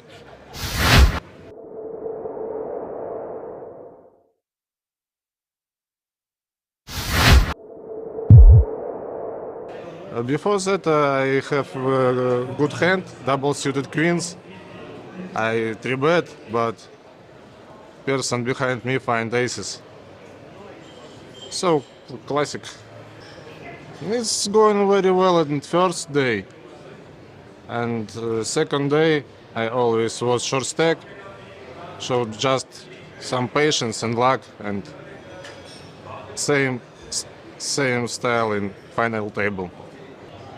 I don't know, maybe in some spots I was too tight, because usually I play cash games, and in tournaments when you always short, I don't know how to correct to play in short stacks, so maybe I need to practice more.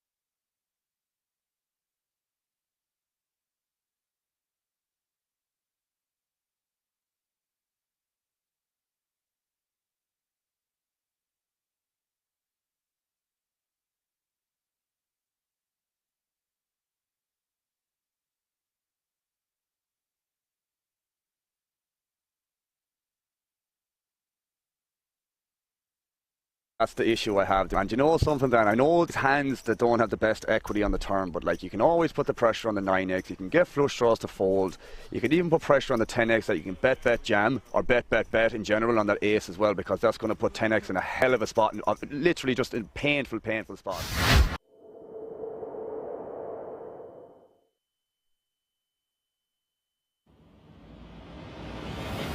It's the World Series of Poker Europe, where players from all around the world come to win a guaranteed prize of 15 million euros. This amazing tournament starts already on October 25th at the King's Resort. Imagine the excitement of competing with worldwide players for a massive prize. Get ready for an intense showdown. Mark your calendar for October 25th and head to King's Resort for the World Series of Poker Europe. It's your time to shine.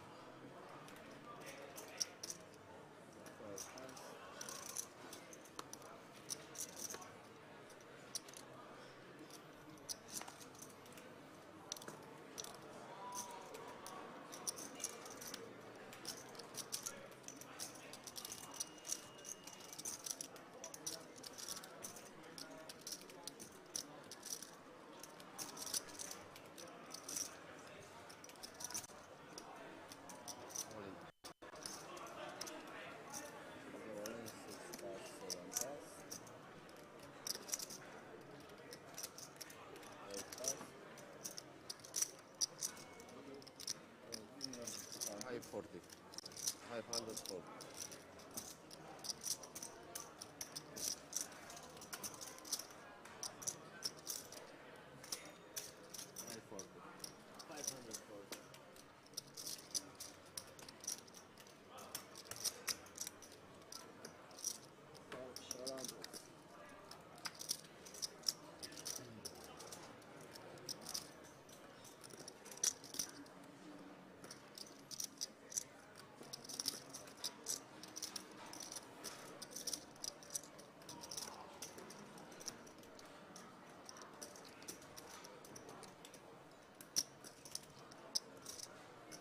Good luck.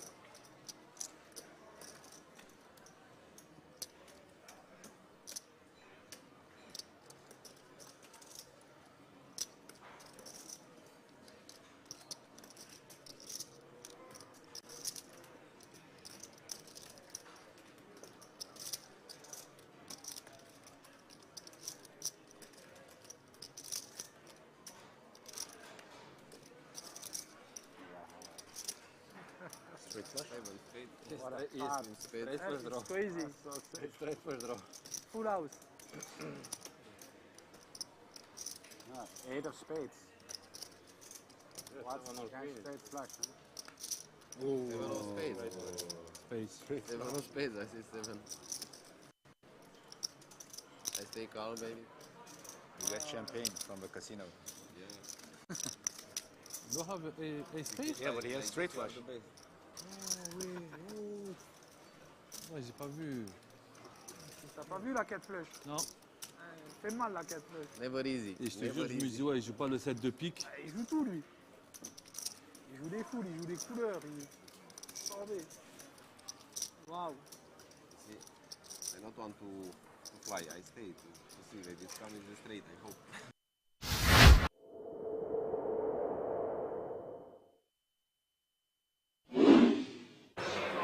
You end up gagging and almost throwing up at the smell of your own, you know. So to counter that, this 12-hour solo commentary stint, felt like you guys would give me a bit of space, a bit of leeway, You just love poker. and let me off the old sock and sandals grind. You know, like my one-time pass.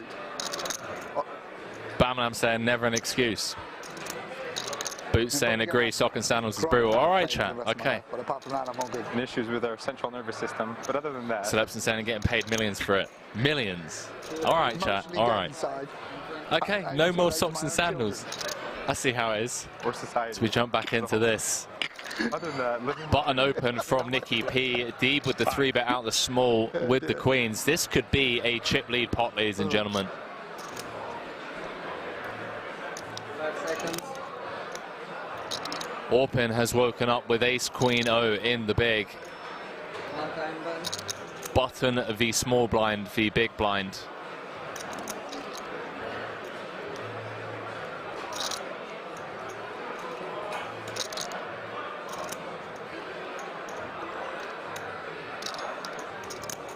Chat, does Orpin just rip here?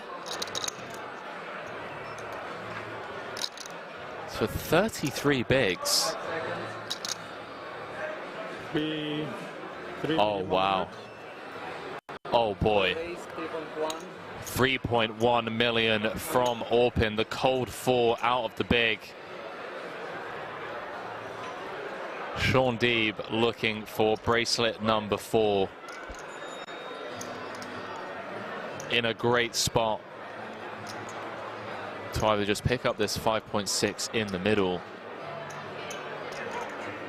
or get it in with the queens and be a 3-1 favorite to have over half the chips in play.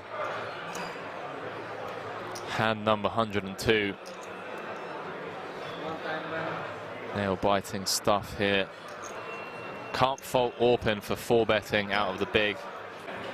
Deep with the 3-bet out the small. Nikki P on the background saying he's going to shove over the top of this 3-bet.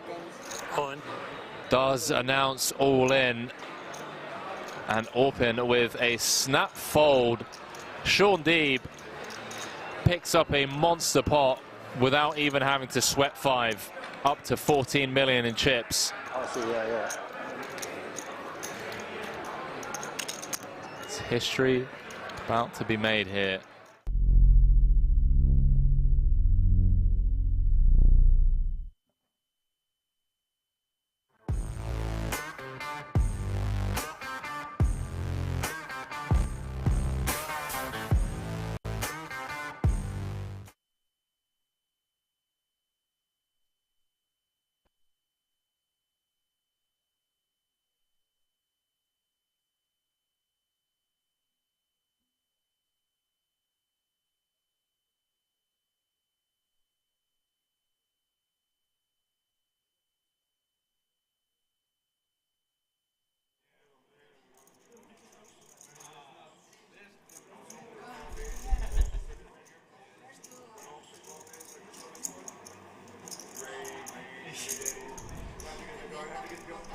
All right, folks, we are back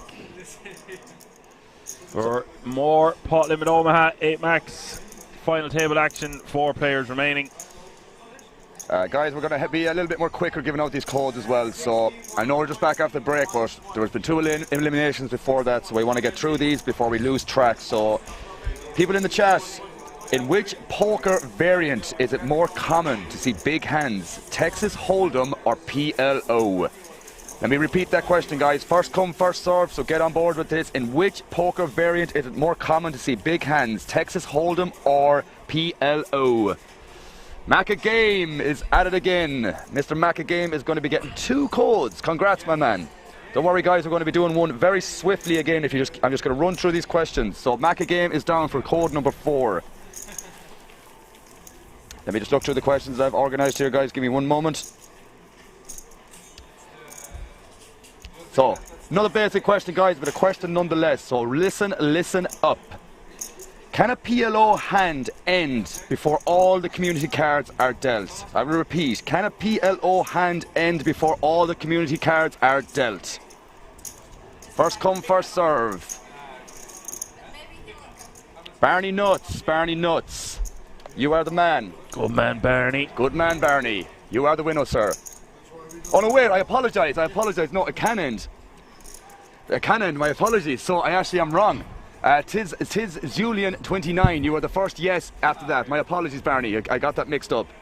So tis Julian 29. You are the winner of the 5th code. Congrats, my man. Apologies about that, Barney, but it technically can because it can be folded pre-flop, my good man. So congrats, tis Julian 29. Well done, my man. Congrats, sir. Apologies there, Barney, but as I said, I misunderstood. No, I didn't misunderstand the question, but yeah. Either way, you are the winner, tis Julian 29. Congrats, my man. Misdeal, new question, KM. Not possible, mate. Picking up the action here on the button, aces and pocket nines for Diana.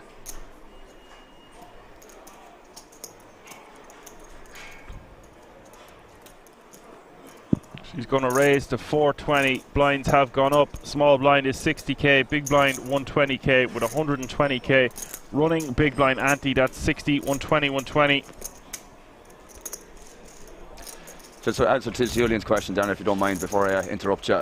So Tiz Julian, I will be contacting you either later on tonight with the details, and that goes for all the previous code winners as well. So I will contact you through my Twitch channel, and that'll be Alan F Poker. I will give you a whisper on Twitch, so keep an eye out for that, and I will include all the details that you need to know. Okay, mate?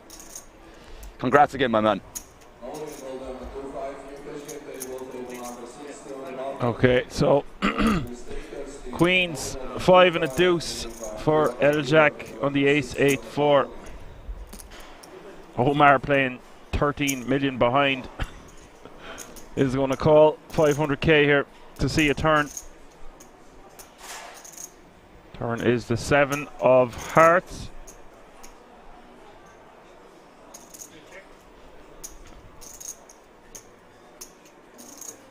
How much? So 2 million in the pot here. Diana having basically a stack to pot ratio of 1-to-1, just 200k more in her stack than pot.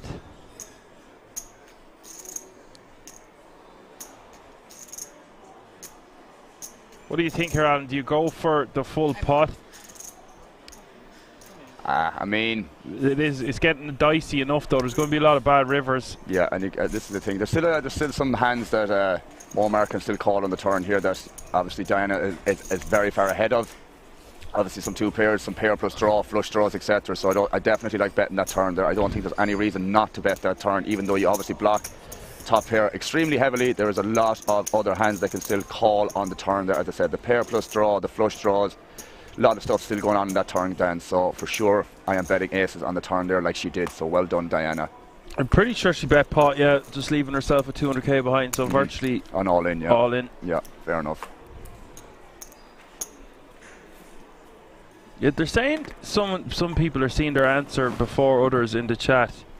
Well, I'm sorry, guys. All I can say to that is we're based it on what we can see ourselves here. Yeah. So as I said, Barney Nuts said no. The next person we see that says yes was T's Julian 29. So not a lot we can do other than what we see here, guys. So, you know, only thing I can recommend is to refresh the chat. You might be able to see the previous comments to, you know, keep it updated. Sometimes when you have Twitch open for long enough, guys, the chat might disconnect, so keep that in mind as well. My advice would be to refresh the page every now and again so that doesn't happen. But as I said, the first one we see here is Barney Nuts that said no for the last question. Tiz Julian said yes after that. So yeah, just keep an eye on that, guys. My advice is just to refresh the page every now and again so the chat is constantly connected itself, because sometimes even on our end the chat can disconnect. But as we can see here, there's no issue on our end. Barney was the first person to say no, and Tiz Julian was to said yes after that. Omar raising again from the small this time. King Queen Jack 9. And Rodriguez, 2 Portuguese still left in the field. He is one of them.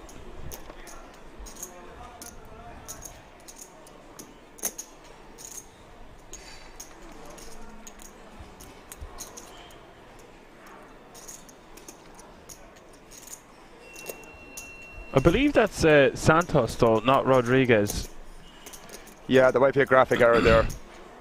Unless it could be his first name potentially, Dan, or maybe there's a graphic error, but it was definitely Santos all the way up to this break that we just came back on. So I assume this will be corrected in future. If we look at his name, yeah, it's Michael Santos. Yeah, so unless you put in a request to get his name changed, guys, there might be a graphic error there. But nonetheless, this is Mr. Santos, who has been there at the table since the start. So I don't think anything else has changed there.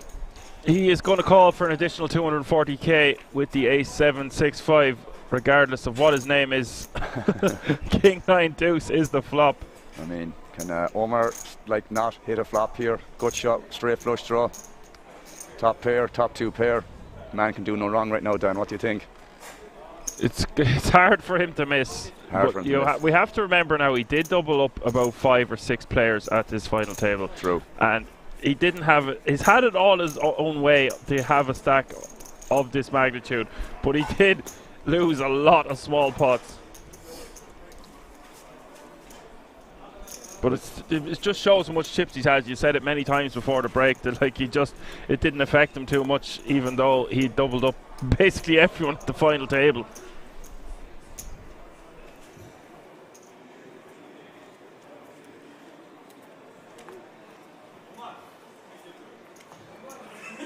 Mycket tur. Mycket tur.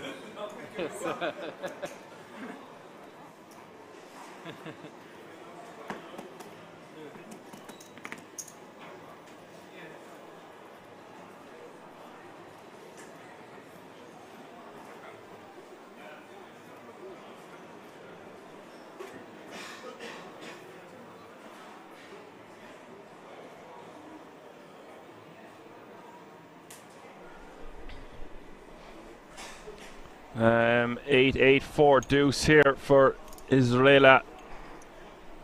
Just playing a mere 3.5 big blinds and change.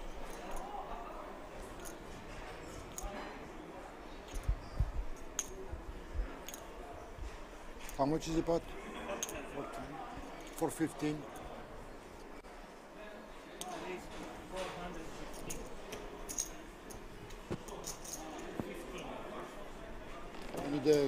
Well, guys, I see he harping on about this in the chat, about the questions and stuff. If you tune in for the entire week, the chances are you're going to pick up one of these codes. I mean, we're there to give them away. Indeed.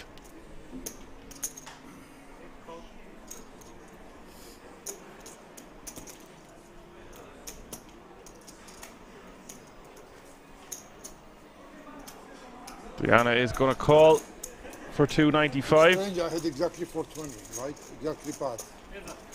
Oh yeah.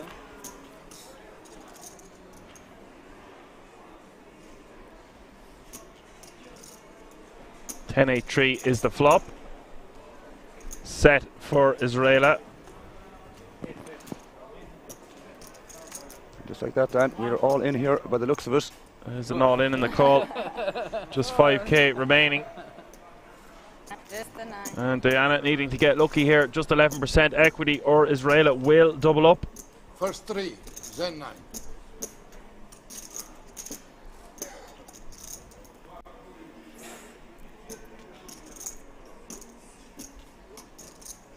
Oh, or 3-3. Or 3-3. Jack, jack. Turn is the king of clubs.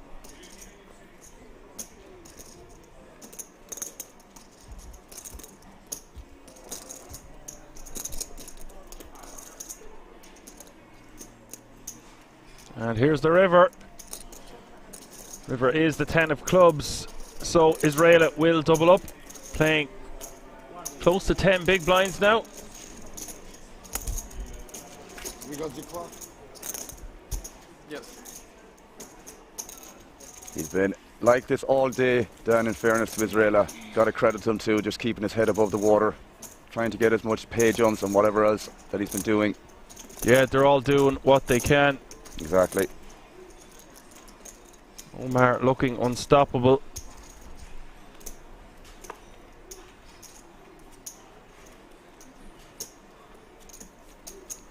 KM making a very good point there. Says Israela had 15k with 8 players remaining. This is true. 300. As I said, keeping his head above water, KM. It's a good observation, my man.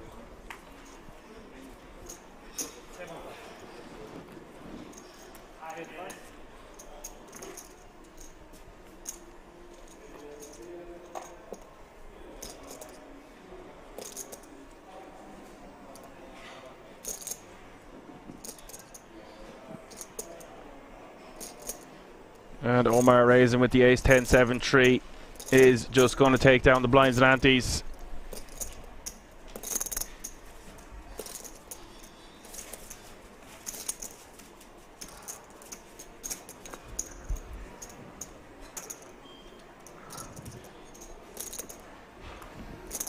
Tentai. Huh? Tentai. ¿A cuál?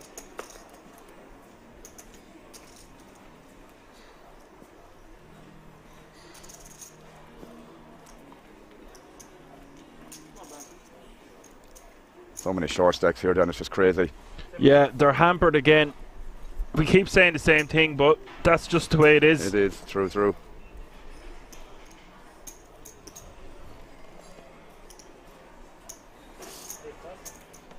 So the next elimination, Alan, you're going to give away 2 codes. Exactly. You're going to put in 2 questions. Yeah, so we have 5, I'm correct in saying 5 then, yeah. So we have 5 codes remaining, guys. Obviously we want to do for each elimination. Given there's only 4 players left, for us to get rid of those 5 codes, we're going to have to give away 2 next time, 2 for the next elimination after that, and then 1 for the final elimination when there will be a winner announced. So a lot of chances, guys, that's going to happen over the next maybe X amount of time. So next elimination will be 2 codes, elimination after that will be another 2 codes, and then finally the last code will be for the second place elimination, I should say.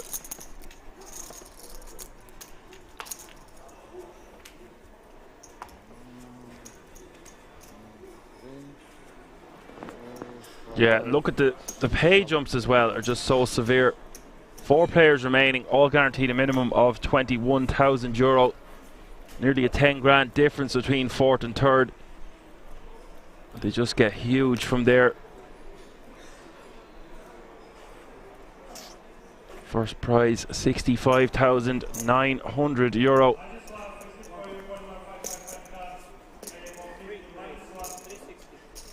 They're a pretty looking hand here for Omar, and a pretty looking hand for Rodriguez as well, but we all know this is Santos, I believe. Queen 8-8-6 double suited, yeah, for Omar. The Jack 10-10-7. That does go in, Dan. Has to put it in for his last 5-45.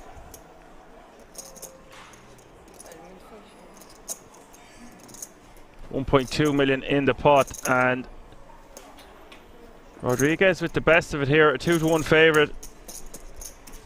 Good luck, man. Good luck all in, men. Indeed. Omar 36% equity.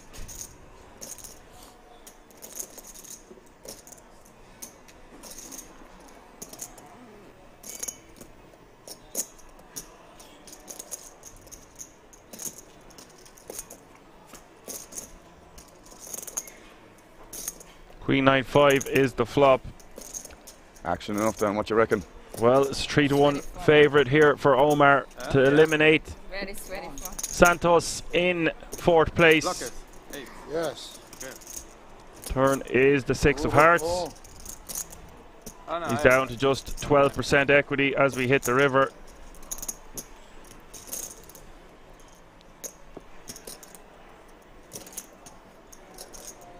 River is the ace of hearts, and Santos did everything he could, got a lot of pay jumps, played conservatively in all the right spots, and played very well to get himself, propel himself to almost a podium finish. Alright guys, we're going to be giving away the next 2 codes here, so listen up. Here is the question. I hope you guys are listening, okay? How many betting rounds are there in a hand of PLO? I repeat, how many betting rounds are there in a hand of PLO? Imagine this final First come, first serve, guys. And we have Barney Nuts, who's going to be getting that next code, and it's going to be 4. You have pre-flop, flop, turn, and river, guys. So Barney Nuts is going to win that next code. Congrats, Barney. Exactly opposite. Come on, Barney. Okay, guys, next one again. Next question, another opportunity to win the next code, okay?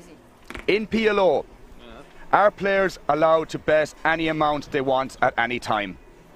I repeat, in PLO, are players allowed to bet any amount they want at any time? 420. And Barney Nuts is going to win another one, guys. Huh? Barney Nuts is going to win another one. Barney on the speed dial gets himself 2 codes. Congrats, Barney, mate. Well done. 3 more codes to be given away before it's all said and done. Well played, mate. In this 3-handed affair now. I get you, huh? Diana with ace queen 4-3 in the big blind.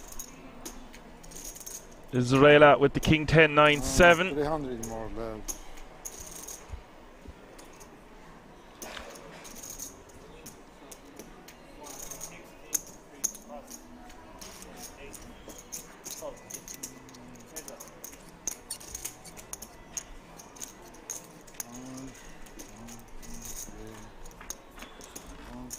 Go post flop here, Dan. Diana versus Israela. Ace king deuce is the flop. All spades. Diana checking, smacking this one out of the park. Really, 97% equity. It's a good number, Dan.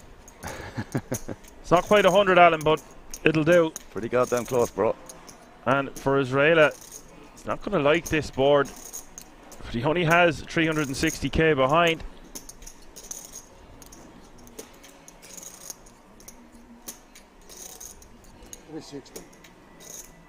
See Israela coming out for a better 360 here. This is going to get snapped by Diana. Oh, he is in bad shape here, Mr. Israela. I think there was nothing he could do there. But it can be he did stack off with just 3 bigs behind with second pair, but hard for him to fold there when he's so much invested. Yeah, unfortunately, this is we could be heads up here, people.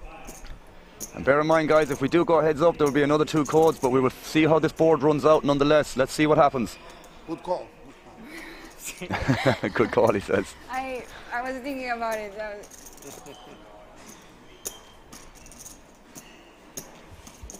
What a moment this is for Diana. Be going heads up against Omar. She's played fantastically the whole way through this final table. What a story this is.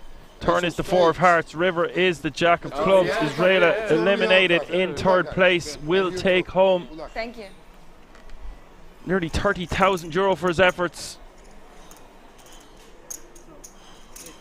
That's elimination there, guys. So we're going to be giving away another 2 codes here. So listen up. So question number 8 here. There might be 1 to 2 answers for this, but the first one I see that I can relate to, we'll roll with that, okay? So, the big blind. How do players indicate they don't want to bet in PLO? How do players indicate they do not want to bet in PLO? I'm accepting 2 answers for this. I'm accepting 2 answers to this. OK 2, I'll take that. We go check. So OK 2, or sorry, OQ 2. So that's OKEW 2. The check or tap? I'll take the tap answer. Check is fine as well, but I'll take the tap. I'm assuming you mean when we tap, you check. So we have that 1 more code to give away. So listen up, guys. Okay. Listen up. By the way, fold would have been a correct answer there too, but I think check would have been a little bit more accurate, or tap, as OK said. So, question is going to be announced. What happens if 2 players have the same hand at showdown in PLO? I repeat, what happens if the 2 players have the same hand in PLO at showdown? There you go. We got Barney Nuts for a 3rd one. Man on the ball, Mr. Barney Nuts. Kudos, my man. Barney Nuts is ridiculously quick at this, guys. Ridiculously quick. Well done, Barney, bro.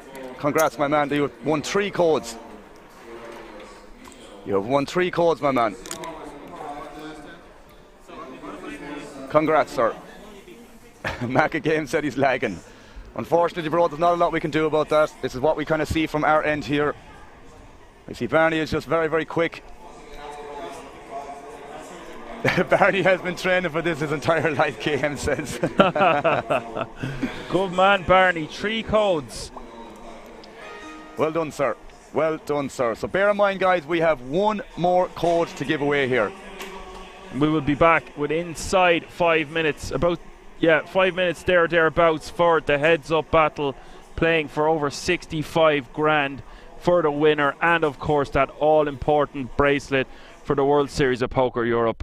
See you in just a few moments. If I call, is Rob allowed to raise after or no? No?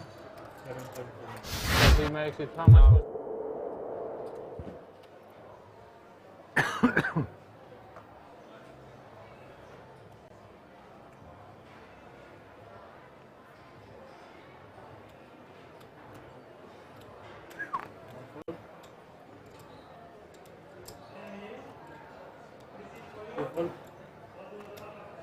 Is 800? 800?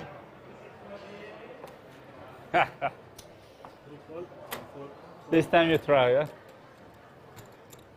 Imp is strong. How much in the pot? 3.9. 3.9. Rob doesn't like limps.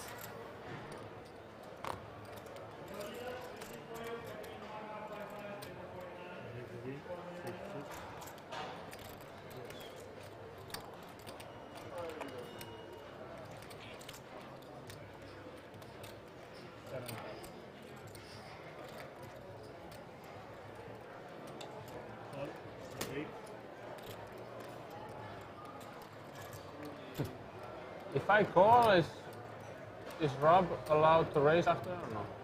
No? Because he makes it, how much was the raise?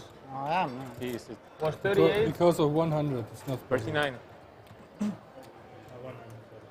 So I can... It's possible or not possible? Impossible. Impossible. Raise.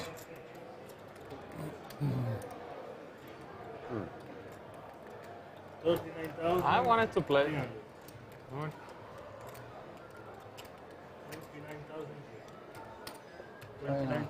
800 donation. 29. 3, yeah? Is that right?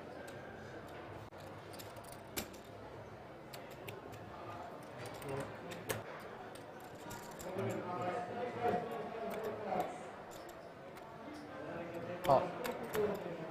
66, 9.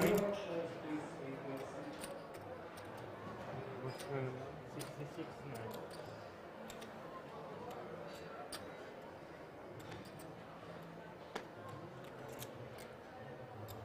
Five.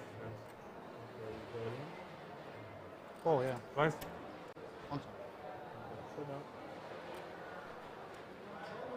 Showdown as well, yeah?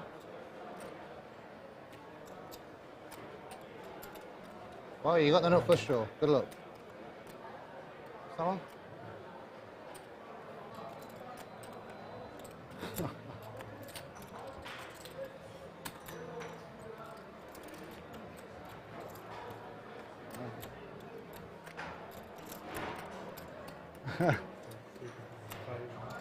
Wow. I flop set of sevens. Like that. What is Count your stack, make it more easy. 20, okay.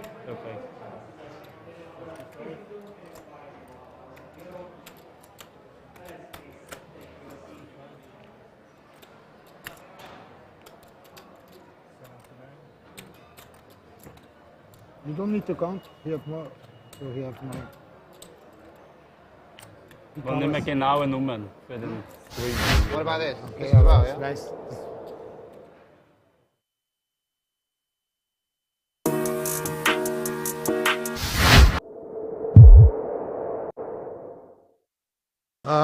I was really short. I started short, but right now I was really short, so I just had to go all in on a button. I was down to 15,000 when it was like seven-handed, I think. So 15,000 at that time was half of small blind. Yeah. So yeah,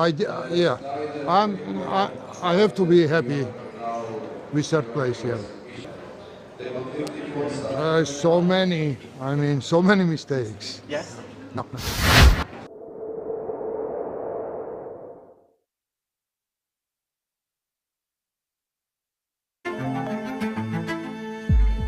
What's up? Good morning. Are you ready for today? Yeah. See you at Kings.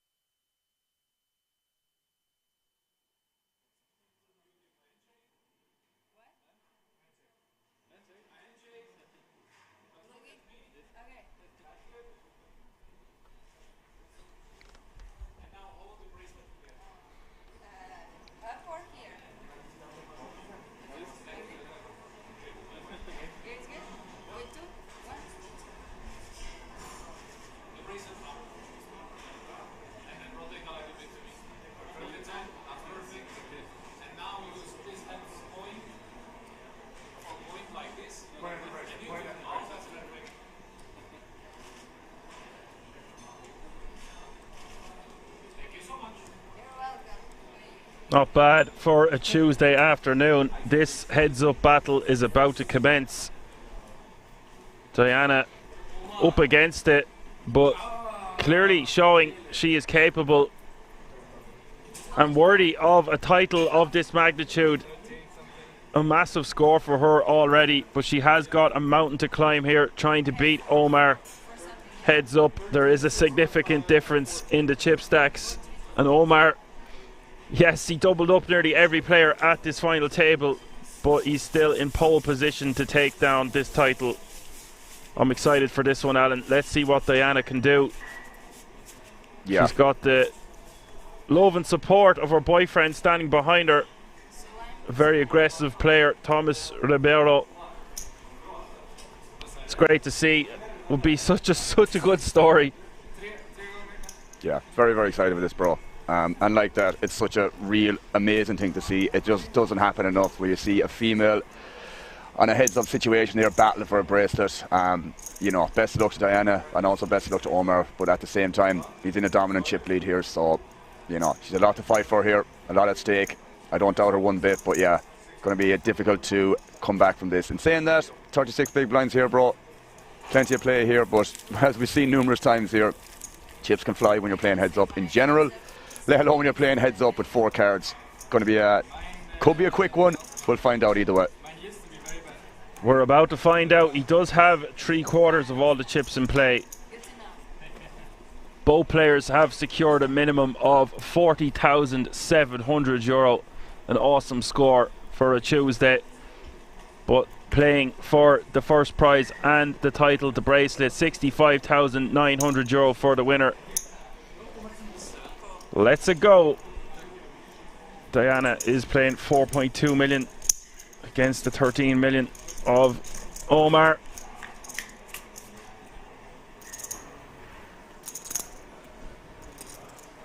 Three deuce is the flop. A post flop coin flip once again, Alan. Go for it, mate.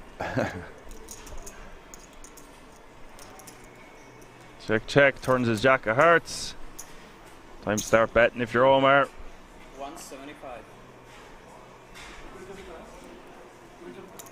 Mandatory bet on the turn here for Omar, in fairness, with the up and down. You can get folds from just like so many hands here. Obviously, I think this, I'm not going to say it's an obvious call here, but I definitely think you have to call here nonetheless. with the pair of eights here. Pair of eights and a flush draw. Exactly. Even though it's only an 8-high flush draw. Still more than good enough. As I said, Omar's going to be leading this turn here with many draws himself. Sims is exactly what he has here as an example. It's a good one.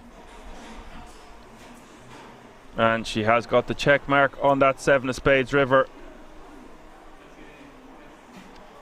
I think Omar has a very good hand to bluff here, given he unblocks the hearts. Can put a lot of pressure on this sort of part of Diana's range as well. Yeah, she does find the fold. This is what I'm saying. Very well. Omar is just like can't really do much wrong here. Even when he has it, he gets max value. Even when he doesn't, he gets the folds. Confident player, as I said, always done. 2 minutes late for you. We have to throw chips in the middle. She knows.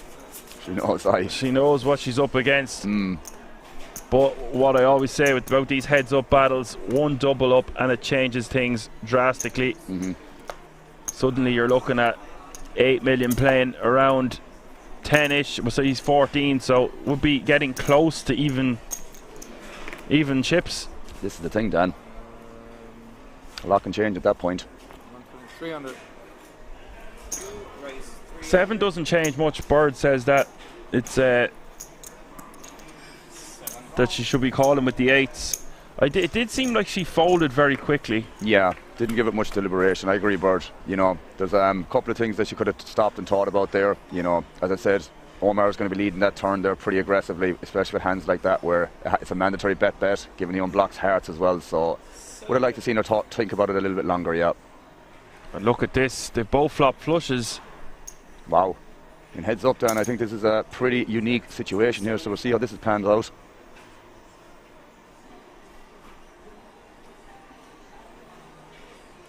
I think it's just a call though for Diana. Doesn't want to bloat the pot.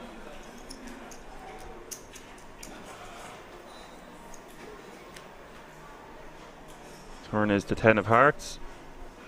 7 check. There's one thing I will say about this, Dan, that, you know, Omar is going to be more than aggressive with, like, you know, just a naked queen of clubs here. Even the naked 10 of clubs, I would think, because 10x wouldn't have that much showdown value here. So if he has the ace of clubs, it's going to be very similar.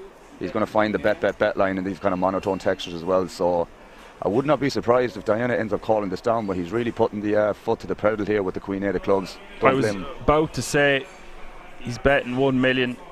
I would like to see him bet around 1 million. He's gone for that exact amount. It really does set up a nice river jam.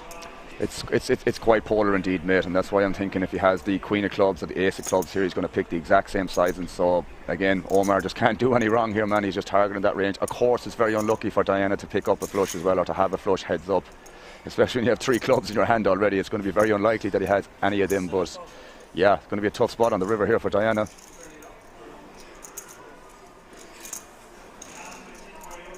I have to imagine as well, when from Omar's perspective, when he check calls twice, or when he faces the check call twice from Diana, that she's going to have 2 pairs and potentially lower flushes. So this is obviously going in the middle, Dan. Well, Bird just says if she finds a fold, it will be the biggest PLO heads-up fold ever. This is it. This is the problem. And Omar will find bluffs here, guys. Omar is more than aggressive and more than smart enough, more than good enough, and there it goes. That is enough to put her all in. You got a feel for her here. Not much she can do.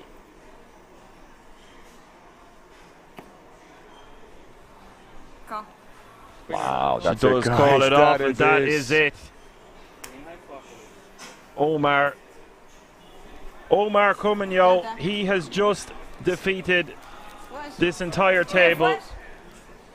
Is now the World Series of Poker Europe PLO €550 buy-in champion.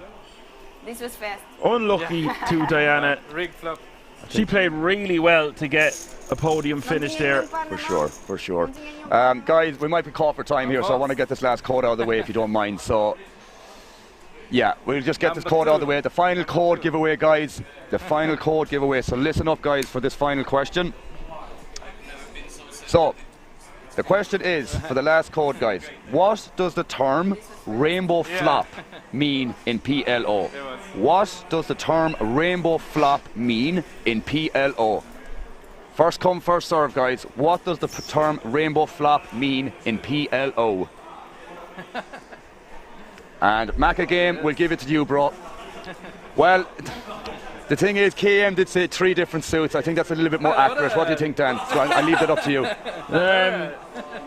Well, it's close. I probably would have to go with K, though. He was the first one to write in. No, we see all 4 colours here from Maca game, so all it's 4 close. colours, sorry. But the terminology is a little bit close, Maca. I'm not too sure, bro.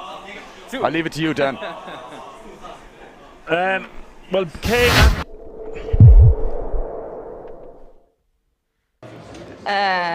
I got pretty lucky, actually. I had a lot of aces, so this is very good when her short stack. Yeah, basically it was it. For me, definitely the one that I had aces in the big blind, and it was I bust 2 guys. For me, it was the best one. Biggest mistake. I think I should have played a hand that I folded, that I had ace, king, jack 4 double suited, but either way, I'm not sure if it was a good fold or not. If it was now, I probably wanted to play it. Basically, yeah, that's it. It was really a roller coaster for me. In chips, I had a lot of chips and then lose it all. I had a lot of chips and then lose it all again. So yeah, very roller coaster. Basically, I just try to manage my emotions. I feel that playing live games is the thing that I have more difficulty. But yeah, I mean, it was it, and just playing hand by hand, and that's it. Congratulations, thank you. Thanks.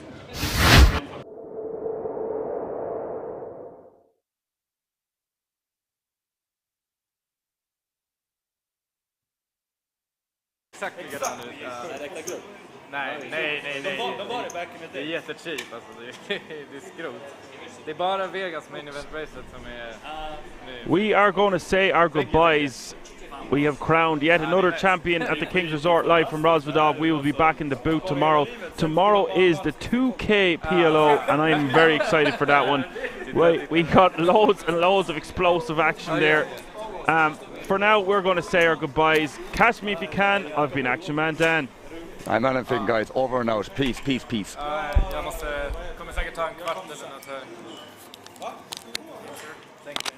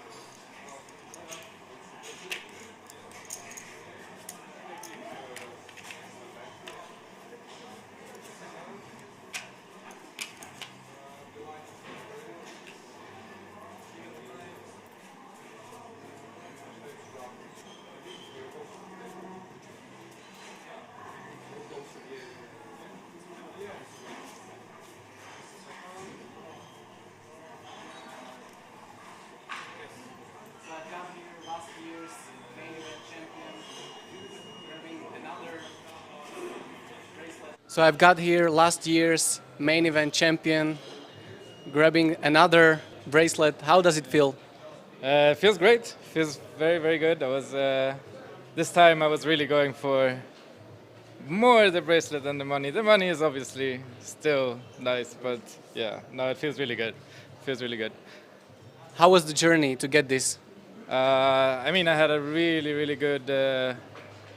good spots already yesterday when there were 2 tables left. I just had all the chips and could basically do whatever I wanted. And yeah, it's a good spot to be in. Congratulations. Yeah, thank you very much.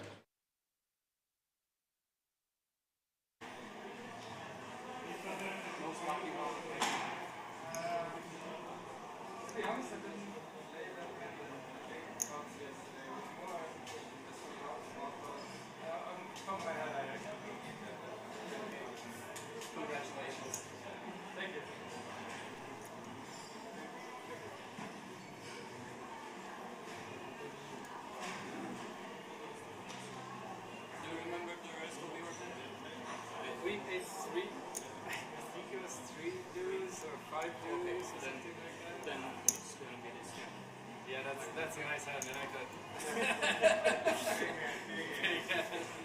Exactly.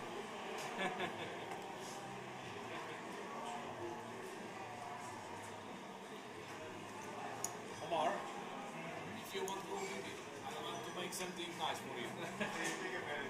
Yeah, I'll talk to friends.